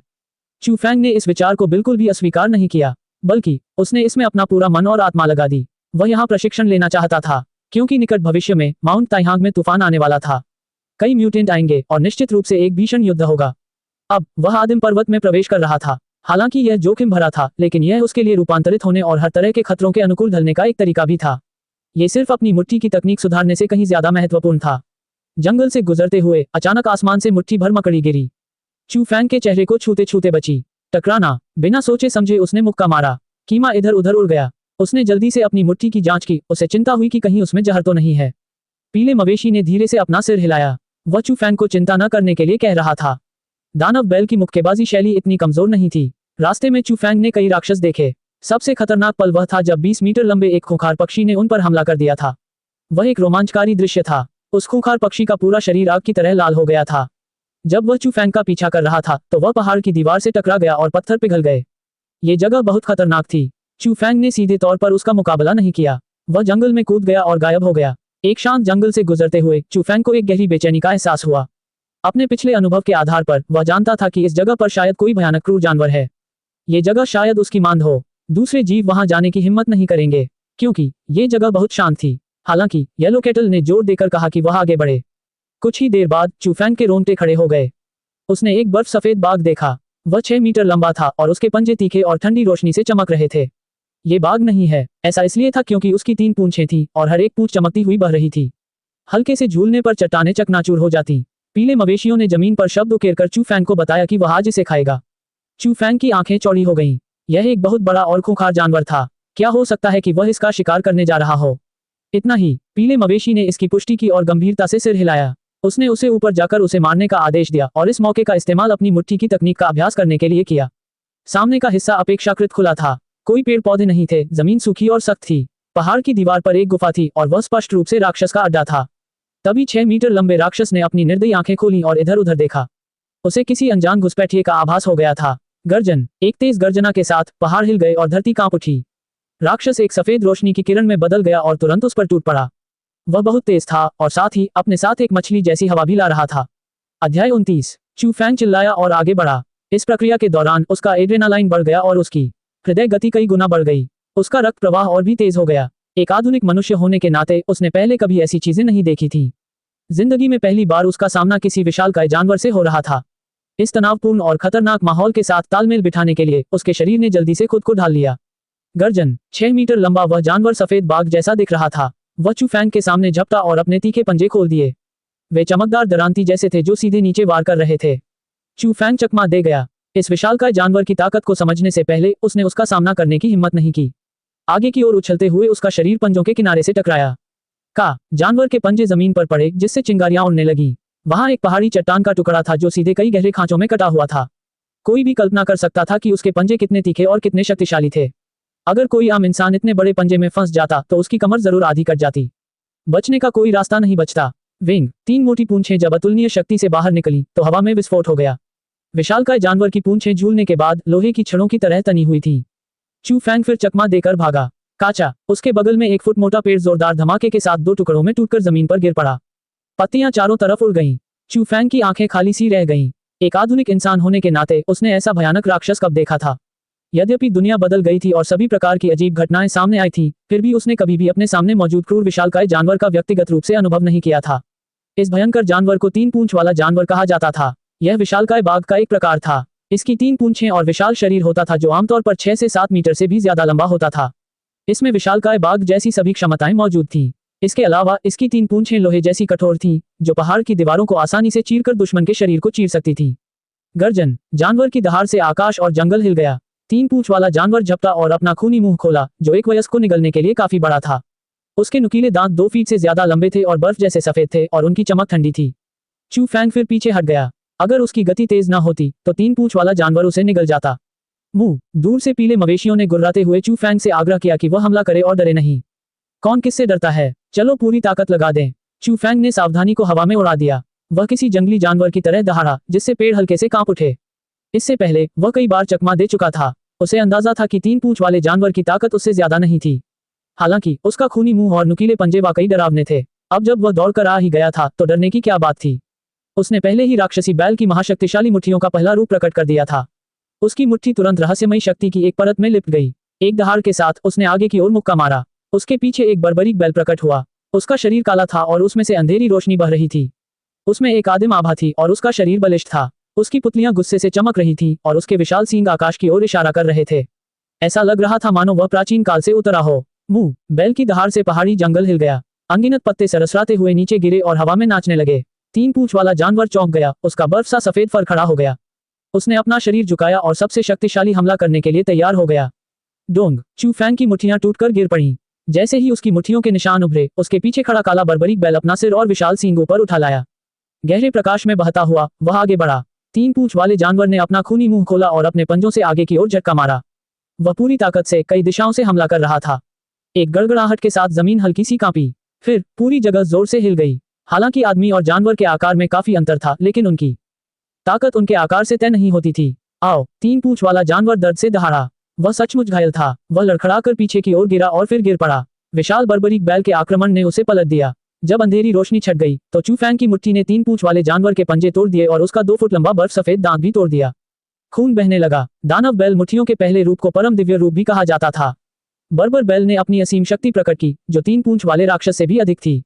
जमीन खून से तरबतर थी। एक टूटा हुआ दांत बर्फ सफेद ब्लेड की तरह वहां गिरा। 3 पूंछ वाले जानवर के मुंह से खून टपक रहा था। वह जमीन से लुढ़क कर खड़ा हो गया। इस क्षण उसके हाव भाव बदल गए। अब वह घमंडी नहीं रहा, उसका दबंग स्वभाव भी खत्म हो गया था। यह इतना शक्तिशाली है कि एक विशाल जानवर को भी मार सकता है। चू फैंग बुदबुदाया। उसने अपना सिर नीचे किया और अपनी मुट्ठी को देखा। उसे लगा जैसे वह कोई सपना देख रहा हो। वह विशाल बंजर भूमि में पैदा नहीं हुआ था, इसलिए उसने इस तरह के खूनी संघर्ष का अनुभव कभी नहीं किया था। बस अब उसे हर मोड़ पर घने विशाल दांतों का सामना करना पड़ रहा था। इस परिणाम का उस पर गहरा प्रभाव पड़ा। मेरी मुट्ठी के निशान चूना पत्थर को चूर्ण में बदल सकते हैं। स्वाभाविक रूप से मुझे इससे डर नहीं लगता। आओ राक्षस, मेरे साथ अभ्यास करो, चू फैंग चिल्लाया। शुरुआत में घबराहट और यहाँ तक कि डर का अनुभव करने के बाद वह धीरे धीरे शांत हो गया और विशाल बंजर भूमि में जंगली प्रकृति के अनुकूल हो गया। 3 पूंछ वाले जानवर की आंखें एक अशुभ चमक से चमक उठी। उसने अपना शरीर झुका लिया, अपने तीखे पंजे छिपा लिए और अपने बर्फ जैसे सफेद दांत दिखा दिए। वह डर नहीं रहा था, बल्कि शक्ति जमा कर रहा था। इस प्रकार के क्रूर जानवर में सफेद बाघ के वंश का एक अंश था। यह एक विशाल बाघ प्रजाति का था और स्वाभाविक रूप से क्रूर था। सामान्य परिस्थितियों में यह शायद ही कभी अपना सिर झुकाकर हार मानता था। ये दूसरों के साथ मौत तक लड़ता था। आओ अपनी मुट्ठियों का अभ्यास करो। चू फैंग निडर था। उसने हमला करने की पहल की। उसने अपनी मुट्ठियां लहराई और आगे बढ़ा। Bang bang bang. जंगल में आवाजें घनी थी। चू फैंग लगातार मुक्के मारता रहा और 3 पूंछ वाले जानवर से जमकर लड़ता रहा। उसने पहले से 8वें रूप तक अपनी अपार शक्ति वाली राक्षसी बैल मुट्ठियां दिखाईं। वास्तविक युद्ध में वह अधिकाधिक निपुण और निश्चिंत होता गया। अगर वह मारना चाहता तो 3 पूंछ वाला जानवर पहले ही मार चुका होता। हालांकि अपनी मुट्ठियां तेज करने के लिए वह खुद को रोके हुए था। टकराना। 3 पूंछ वाले जानवर की लोहे की पूंछ फिर से झपटी। आखिरकार चू फैंग ने उसे मुक्का मारने की पहल की। विशाल पूंछों में से एक वहीं गिर गई और खून चारों तरफ फैल गया। वह भौचक्का होकर एक कदम पीछे हट गया। हालांकि उसकी ताकत असाधारण थी, फिर भी उसे इस तरह के खून की आदत नहीं थी। एक आधुनिक व्यक्ति होने के नाते वह हत्या के लिए उपयुक्त नहीं था। हालांकि 3 पूंछ वाले जानवर का क्रूर स्वभाव जागृत हो गया था। उसे इस बात की परवाह नहीं थी कि वह दयालु है या नहीं। उसकी दहाड़ से आकाश थर्रा उठा और उसने भीषण पलटवार किया। उसके विशाल पंजे और रक्तरंजित मुंह पल भर में उसके सामने आ पहुंचे। चू फैंग की आंखों में एक ठंडी चमक उभर आई। वह बाल बाल बच गया। विशाल पंजे उसके चेहरे को छूते हुए लगभग उसे चीर ही गए। वह दहाड़ा और अपनी आदिम जंगलीपन का परिचय दिया। वह उछला और पूरी ताकत से हमला किया। धमाक धमाक धमाक। Bang bang. अंत में लगातार 3 मुक्कों से चू फैंग ने 3 पूंछ वाले जानवर के विशाल पंजे तोड़ दिए, उसकी खोपड़ी को तोड़ दिया और उसकी छाती में एक खूनी छेद कर दिया। लड़ाई खत्म हो गई। 6 मीटर लंबा वह जानवर जोरदार धमाके के साथ जमीन पर गिरा। चारों तरफ खून ही खून फैल गया। इस बार चू फैंग ने कोई कसर नहीं छोड़ी। उसने उबलते हुए गर्म जानवर के खून को अपने शरीर पर छींटे पड़ने दिए। वह बहुत शांत था और उसका दिल साफ था, मानो उसने किसी तरह का बपतिस्मा लिया हो। यह न तो द्वेष था, न ही रक्त बलिदान। यह एक जीवित रहने की प्रवृत्ति थी जो उस समय सक्रिय हुई और धीरे धीरे उदात्त हुई।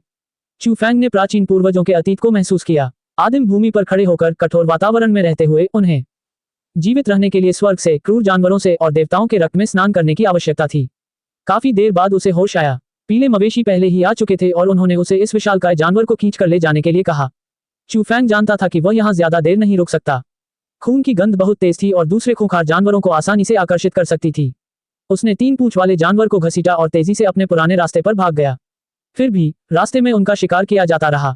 खून की गंध से तरह तरह के शिकारी आकर्षित होते थे। उस आदिम जंगल में डरावनी आंखों के जोड़े खुल गए और इस तरफ देखने लगे। फिर वे पागलों की तरह उनका पीछा करने लगे। वे रास्ते भर लड़ते रहे। सौभाग्य से वे अभी भी परिधि पर थे और पहाड़ों की गहराई में नहीं थे। उन्हें किसी विशेष रूप से भयावह अस्तित्व का सामना नहीं करना पड़ा। जब वे जाने ही वाले थे कि उन्हें खतरा नजर आया। 3 घरों जितना बड़ा एक बड़ा काला हाथ आसमान से गिरा और जोर से नीचे गिरा। एक धमाके के साथ पूरा जंगल हिल गया, मानो कोई बड़ा भूकंप आया हो। उसी समय चू फैंग जिस 3 पूंछ वाले जानवर को घसीट रहा था, उसका आधा हिस्सा थप्पड़ मारकर कीचड़ में बदल गया। चारों तरफ खून बिखर गया। दृश्य बहुत भयानक था। मुंह पीले मवेशी ने अपने खुर फैलाए और सीधे पहाड़ से बाहर निकल गए। चू फैंग के हाथ में अभी भी जानवर का एक छोटा सा हिस्सा बचा था। वह खून से लथपथ था और पहाड़ी दर्रे से लुढ़ककर बाहर आ गया था। सौभाग्यवश वे पहाड़ से केवल कुछ मीटर की दूरी पर थे, इसलिए वे बड़े काले हाथ से बाल बाल बच गए। पीछे मुड़कर देखने पर चू फैंग के रोंगटे खड़े हो गए। वह कैसा राक्षस था। वह पहाड़ जैसा विशाल था और उसका शरीर मानव जैसा था। उसका पूरा शरीर काला था और उसके बाल 5-6 फुट लंबे थे। यहाँ तक कि उसका काला हाथ भी कोई अपवाद नहीं था। काले बालों वाला एओ। अभी अभी वह झपटा और अपनी हथेली से नीचे गिरा, लगभग चू फैंग और नीचे पीले मवेशियों को थप्पड़ मार दिया। वह पहले ही उठ खड़ा हुआ था। उसका विशाल शरीर एक 200 मीटर ऊंचा काले पहाड़ जैसा था। बाहर देखते हुए उसकी आंखें ठंडी थीं। हालांकि वो जबरदस्ती बाहर नहीं निकला। एक पल देखने के बाद वह धीरे धीरे पीछे हट गया। जंगल हिल रहा था और पत्ते सरसराहट के साथ नीचे गिर रहे थे। चू फैंग उसे साफ देख सकता था। वह पहाड़ के पीछे गायब हो गया और पहाड़ की गहराई में चला गया। वहां और भी वीरान पहाड़ थे। काफी देर बाद चू फैंग अभी भी देख रहा था। उसका शरीर जानवरों के खून और ठंडे पसीने से सना हुआ था। आखिरकार उसने नीचे देखा तो पाया कि उस 3 पूंछ वाले जानवर के सिर्फ 2 पिछले पैर और शरीर का एक छोटा सा हिस्सा बचा था। उस जबरदस्त हमले में उसका ज्यादातर हिस्सा कीचड़ में बदल गया था। ये कैसा राक्षस है। हम लगभग मांस के पेस्ट में बदल गए थे। उसने आह भरी। उसे लगा कि उसका शरीर अभी भी थोड़ा ठंडा है। काला भगवान बंदर। पीले बैल ने ये 3 शब्द लिखे। फिर उसने जमीन पर खरोंचा और शब्दों की एक नई पंक्ति उभर आई। उसमें लिखा था, 1.5 साल में मैं इसे मार डालूंगा। हालांकि पिछले पैर सिर्फ 2 ही बचे थे, फिर भी उनका वजन कुछ 100 पाउंड था। चू फैंग उसे उठाकर घर की ओर दौड़ा। साधारण सफाई के बाद उसने जानवर की खाल उतारी और काले खंजर से उसके पैर काट डाले। उसने उन सभी को 2 बड़े फ्रीजरों में ठूंस दिया। मुझे कई दिनों तक बाहर नहीं जाना पड़ेगा। चू फैंग ने राहत की सांस ली। पीले मवेशी ने अपना सिर हिलाया और गंभीरता से उससे कहा कि उसे हर दिन जाना होगा। चू फैंग ने मुंह खोला, लेकिन अंत में उसने सिर हिला दिया। वह जानता था कि वहां जाकर खुद को संयमित करना वाकई एक बड़ी उपलब्धि है। अगर वह हर तरह के खतरों से निपट सकता है तो उसका रूपांतरण हो जाएगा। उदाहरण के लिए, पहाड़ पर चढ़ने से पहले की तुलना में वह बहुत ज्यादा मजबूत हो गया था। उसका स्वभाव, साहस और अनुभव सब कुछ बेहतर हो गया था। चू फैंग जानता था कि दुनिया में बदलाव तेज हो रहे हैं। उसे अपने जंगली स्वभाव के एक छोटे से हिस्से को बदलना जरूरी था। अन्यथा उसे निष्क्रिय होकर क्रूर और विभत्स वातावरण के प्रकट होने का इंतजार करना होगा। उस समय उसे अपने रक्त और जीवन का उपयोग अनुभव के बदले में करना होगा। वह और भी अधिक खो देगा। अगले दिनों में चू फैंग हर दिन पहाड़ पर जाता था ताकि वह खुद को संयमित कर सके और अपनी मुट्ठी की तकनीकों का अभ्यास कर सके। उसकी मुट्ठियों की ताकत बढ़ती गई। पहले 8 रूपों की उसकी समझ गहरी होती गई और उसे एक नई समझ हासिल हुई। इससे दानव बैल मुट्ठियों की शक्ति भी बढ़ गई। इसके तुरंत बाद उसने दानव बैल मुट्ठियों के 9वें रूप में महारत हासिल कर ली। 10 मीटर लंबे एक खूंखार पक्षी से लड़ते समय उसे इसका इस्तेमाल करना पड़ा। बुद्ध ने हाथी को फेंका। अध्याय 30। कुछ ही दिनों में चू फैंग वीरान पहाड़ों में भटकने लगा। ऐसा लग रहा था जैसे उसका कायापलट हो रहा हो। घबराहट, पसीने से तरबतर और खून देखने की अनिच्छा से वह धीरे धीरे शांत, निश्चल और शांत हो गया। वह आदिम पहाड़ों में जीवित रह सकता था, जमकर लड़ सकता था और एक अच्छा जीवन जी सकता था। उन्होंने अभ्यास जारी रखा और अपनी नींव को मजबूत किया तथा दानव बैल मुट्ठी के सभी 9 रूपों को समझा। पहाड़ों में हरे भरे और पुराने पेड़ आसमान को ढक रहे थे। चू फैंग आगे बढ़ रहा था। इस बार पीली गाय उसके पीछे नहीं आई। वह अकेला था। गा, एक चिड़िया की चीख उसके कानों में बिजली की तरह गूंजी। हवा में एक काला शिकारी पक्षी बड़ी तेजी से नीचे झपटा, अपने साथ आकाशीय हवाएं लेकर। यह एक विशालकाय, गहरे काले रंग का पक्षी था जो 10 मीटर से भी ज्यादा लंबा था। ऐसा लग रहा था जैसे इसे काले सोने से ढाला गया हो और इसमें ठंडी धात्विक चमक थी। यहाँ तक कि इसके पंजे भी काले और बेमिसाल नुकीले थे। कच, चू फैंग ने उसे टाल दिया और 500 किलो के एक बड़े पत्थर के पीछे छिप गया। उसके विशाल पंजों ने सीधे पत्थर को तोड़ दिया। यह एक भयानक दृश्य था। इस काले पक्षी की आंखें खून जैसी लाल थीं। वह ठंडा, क्रूर और बेहद खूंखार था। यह इतना बड़ा था कि एक विशालकाय हाथी को भी फाड़ सकता था। वूश, हवा तेज हो गई और वह जंगल की परवाह किए बिना फिर से नीचे झपटा। उसके काले पंख स्टील जैसे सख्त थे और उन्होंने कुछ विशाल पेड़ों को तहस नहस कर दिया। मुरझाए हुए पत्ते हवा में नाच रहे थे। चू फैंग निडर था। इतने दिनों के प्रशिक्षण के बाद मानो उसका पुनर्जन्म हुआ हो। इस वीरान जमीन पर चलते हुए वह शांत, निडर, साहसी और बहादुर था। भीषण युद्ध छिड़ गया जो पूरे 15 मिनट तक चला। अंततः चू फैंग ने जोरदार छलांग लगाई और हवा में उस भयंकर विशालकाय पक्षी से टकराया। इस समय मुट्ठी की मुहरों के 9 रूप स्वर पलटने वाली मुहर जैसे थे। वे क्रूर और दबंग थे, मानो वे सभी बाधाओं को तोड़ सकते थे। वे सभी काले पक्षी की छाती पर उतर आए। काले काले पंख तुरंत छाती पर फट गए और हवा में नाचने लगे। उस क्रूर पक्षी ने एक बेहद कान फाड़ देने वाली चीख निकाली, मानो वह किसी के कान के पर्दे भेद देना चाहता हो। उफ! उसकी छाती धंस गई और फट गई, जिससे एक बड़ा खूनी छेद दिखाई दिया, जिसमें से ताजा खून बह रहा था। विशालकाय शव सिर के बल जमीन पर गिरा, जिससे पहाड़ी क्षेत्र जोर से हिल उठा। आसपास के प्राचीन पेड़ जोर से हिल गए और पहाड़ की और भी चट्टानें इधर उधर लुढ़कने लगी। चू फैंग उस विशालकाय पक्षी के खून में नहाया हुआ था और बिना हिले डुले वहीं खड़ा था। वह बहुत शांत था और कुछ दिन पहले वाली घबराहट भी बहुत पहले ही खत्म हो चुकी थी। वह शांति से ये सब देख रहा था। फिर उसने विशाल पक्षी के मांस का एक हिस्सा लिया और उसे अपनी पीठ पर उठा लिया। चलो आज इस विशाल पक्षी के मांस का स्वाद चखें। घर पर वह साफ सफाई करता और काले खंजर से मांस काटता। रसोई में वह खाना बनाता, भूनता, तलता और मुर्गे के व्यंजनों से पूरी मेज सजा देता। ये सचमुच बहुत स्वादिष्ट है, चू फैंग ने कहा। सबसे खास बात यह थी कि पिछले कुछ दिनों में उसने जितने भी जंगली जानवरों का शिकार किया था, उन सभी में अद्भुत मात्रा में ऊर्जा थी। यह उसके शरीर की जरूरतों को पूरा करने के लिए काफी थी, जिससे उसे मुक्केबाजी का अभ्यास करते समय ये फायदेमंद लग रहा था और उसका शरीर मजबूत होता जा रहा था। मुंह, पीली गाय भी बहुत संतुष्ट थी। उसका पेट बहुत फूला हुआ था। पिछले कुछ दिनों में उसका वजन जरूर बढ़ गया था और वह कुछ मांसल भी हो गई थी। घर पर अच्छा व्यवहार करो। मैं अंकल लियू और झाओ सान्या के पास कुछ जंगली जानवर भेजूंगा। चू फैंग ने पेट भर खाना खाने के बाद पीली गाय से कहा। इन दिनों उसने कुछ जानवरों का मांस भेजा था। पुराने सामान की दुकान वाले अंकल लियू और ठंडे हथियार बनाने वाली दुकान वाले झाओ सान्या ने मांस की गुणवत्ता को बेहतरीन बताते हुए उसकी खूब तारीफ की। बेशक उसने ये कहने की हिम्मत नहीं की कि यह एक विशाल जानवर का मांस था। आसमान में अंधेरा छाने लगा था। चू फैंग पके हुए मांस से भरे 2 बड़े थैले आंगन में ले गया। वह खुद को उस जगह की ओर बढ़ने से नहीं रोक सका जहां उसने बीज गाड़े थे। उसने ध्यान से उन्हें देखा। दुर्भाग्यवश अभी भी कोई अंकुर नहीं था जिसे प्रतिरूपित किया जा सके। पीली गाय ने देखा कि चू फैंग उसे फिर से देख रहा है। उसे बेचैनी महसूस हुई। उसे लगा कि चू फैंग के मन में गहरी द्वेष की भावना है। उसने तुरंत आंखें चौड़ी की और दरवाजा जोर से बंद कर दिया। उफ, क्या तुम सोचते हो कि मुझे तुम्हारा गोबर लेना पड़ेगा? अब ड्रैगन के गोबर के अलावा मुझे किसी और विशालकाय जानवर का मल नहीं मिल रहा है। अगर मुझे पश्चिम की रानी माँ और 9वें स्वर्ग की परी की निंदा करने की चिंता न होती तो मैं पहले ही ऐसा कर चुका होता, चू फैंग ने कहा और फिर हंस पड़ा। मुंह पूरा कमरा हिल रहा था। पीली गाय अपमान से आग बबूला हो उठी। चू फैंग ने इसे अनदेखा कर दिया और शांत सड़क की ओर चल दिया। जब वह लौटा तो चांद चमक रहा था और तारे बिखरे हुए थे। बहुत देर हो चुकी थी क्योंकि पुराने सामान की दुकान वाले अंकल लियू और ठंडे हथियार बनाने वाली दुकान वाले झाओ सान्या ने उसे कुछ गिलास शराब पीने के लिए कहा था। घर से कुछ ही दूरी पर चू फैंग को एक सुनहरी रोशनी का गोला दिखाई दिया। जाहिर था वह पीली गाय थी। वह चुपके से सिर सिकुड़ते हुए आंगन से बाहर निकल गया। वह चोर की तरह था और एक झटके के साथ आंगन के पूर्व की ओर स्थित बगीचे में चला गया। चू फैंग सड़क के कोने पर छिप गया। वह बहुत हैरान था। इस आदमी के पास क्या राज था? यह इतना अजीब क्यों था? ये रात में बाग में क्यों घुस आया? वह बहुत जिज्ञासु था। पीली गायों द्वारा बताई गई विधि का पालन करते हुए उसने क्यूई के रिसाव को रोकने के लिए अपने शरीर को कड़ा कर लिया। फिर वह चुपके से उसके पीछे चला गया। बेशक पीली गाय बहुत सावधान थी। वह बीच बीच में इधर उधर देखती और साथ ही अचानक पीछे मुड़कर भी देखती, मानो उसे डर हो कि कोई उसका पीछा कर रहा है।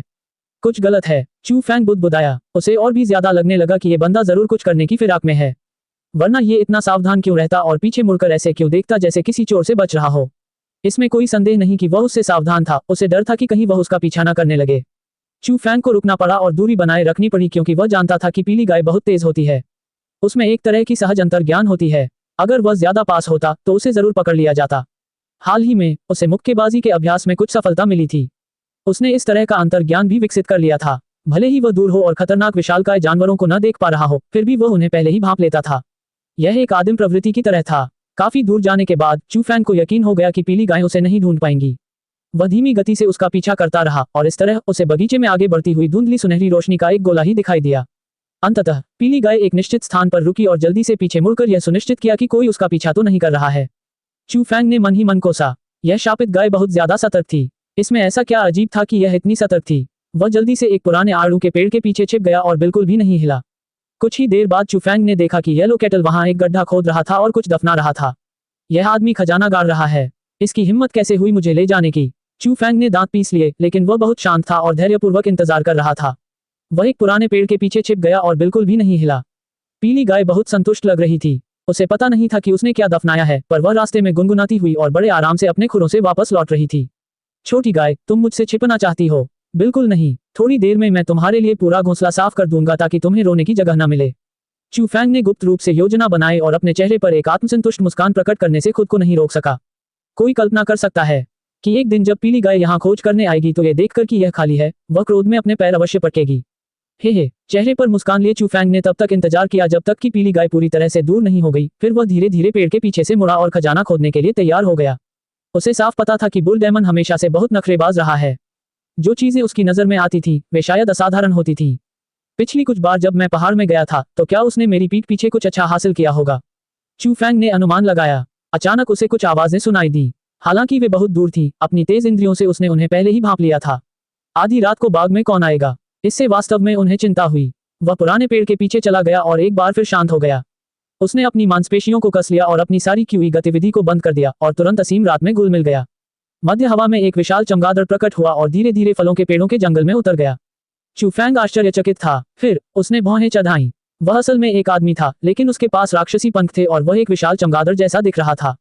वह चुपचाप नीचे उतरा। उसी समय जमीन पर एक औरत भी थी। हवा के झोंके की तरह वह भी लगभग उसी समय वहां पहुंची। राक्षसी पंखों वाला वह आदमी सौम्य चेहरे वाला था और अप्रत्याशित रूप से बहुत सुंदर था। वह संयोग से उस जगह पहुंच गया जहां पीले मवेशियों ने खजाना छिपा रखा था। उस महिला का रूप रंग तो साधारण ही कहा जा सकता था, लेकिन उसे सजने संवरने का बहुत शौक था। उसके लाल होंठ चटक थे और उसके धुएं के रंग के कपड़े बहुत फैशनेबल थे। और तो और अंधेरे में उसने सचमुच बर्फ सफेद पोशाक पहन रखी थी। अभी वह क्या था? वह सुनहरी रोशनी का एक धुंधला गोला था। वह मुझे सुनहरे बैल जैसा लग रहा था। ये वाकई अजीब था। दोनों वहीं खड़े होकर एक दूसरे से फुसफुसाने लगे। मैंने अभी अभी इसे किंगयांग टाउन की दिशा में जाते देखा है। ओह, ये हमारे लक्ष्य चू फैंग के समान शहर में है। दूर से चू फैंग की पांचों तीक्ष्ण इंद्रियां ये सुन चुकी थी। तुरंत ही उसका दिल बैठ गया। ये दोनों लोग उसे पकड़ने आए थे और उसे अपना निशाना समझ रहे थे। आखिर वे क्या चाहते थे? उसने तुरंत चलना बंद कर दिया। उसने असल में हमें साथ चलने का आदेश दिया था। वह तो बस एक नश्वर प्राणी है। हम्फ, चाहे कुछ भी हो, हम आज रात मार काट करेंगे, राक्षसी पंख वाले आदमी ने कहा। उसका सुंदर चेहरा ठंडक से भरा हुआ था। उस सुनहरे जीव ने अभी अभी यहाँ एक गड्ढा खोदा था। ऐसा लग रहा था जैसे वह कुछ छिपा रहा हो। हे, शायद हम भाग्यशाली हैं। सफेद कपड़ों वाली महिला ने अपने लंबे बालों में कंघी की और मीठी मुस्कान दी। उसे चू फैंग को मारने जैसी मामूली बात की परवाह नहीं थी। उसे बस इस बात की परवाह थी कि उसके सामने क्या है। वह सिकुड़कर नीचे बैठ गई। वह हमेशा साफ सुथरी रहती थी, लेकिन अब उसकी 10 उंगलियां गंदगी से सनी हुई थी। ऐसा इसलिए था क्योंकि उसने अभी अभी देखा था कि यह एक सुनहरा जानवर था। यह बहुत दुर्लभ और निश्चित रूप से असाधारण था। अगर कुछ अच्छा होगा तो हम उसे बराबर बराबर बांट लेंगे, राक्षसी पंख वाले आदमी ने कहा। अंधेरे में चू फैंग शांति से देख रहा था। उसने उन्हें रोका नहीं। अभी कोई कदम उठाने का सही समय नहीं था। दूसरा पक्ष उसे अपना निशाना मान रहा था और बाद में कोई बेहतर मौका मिलेगा। जमीन पर सफेद कपड़े पहने महिला खुदाई कर रही थी। अंधेरे में उसकी आंखें बहुत चमकीली और उम्मीद से भरी थीं। चू फैंग की भौहें थोड़ी सिकुड़ गईं, लेकिन सोचने के बाद उसे ज्यादा चिंता नहीं हुई। कुछ ही देर में वह इन दोनों लोगों से छुटकारा पा लेगा और पीली गाय बच नहीं पाएगी। अचानक सफेद कपड़ों वाली औरत चीख पड़ी। रात के पर्दे के नीचे उसकी चीख खास तौर पर कानों को चीर देने वाली थी और दूर तक फैली हुई थी। उसे लगा जैसे कोई बुरा सपना आ गया हो। उसने पागलों की तरह अपने हाथ घुमाए और फिर पूरी ताकत से उन्हें राक्षसी पंखों वाले आदमी पर रगड़ा।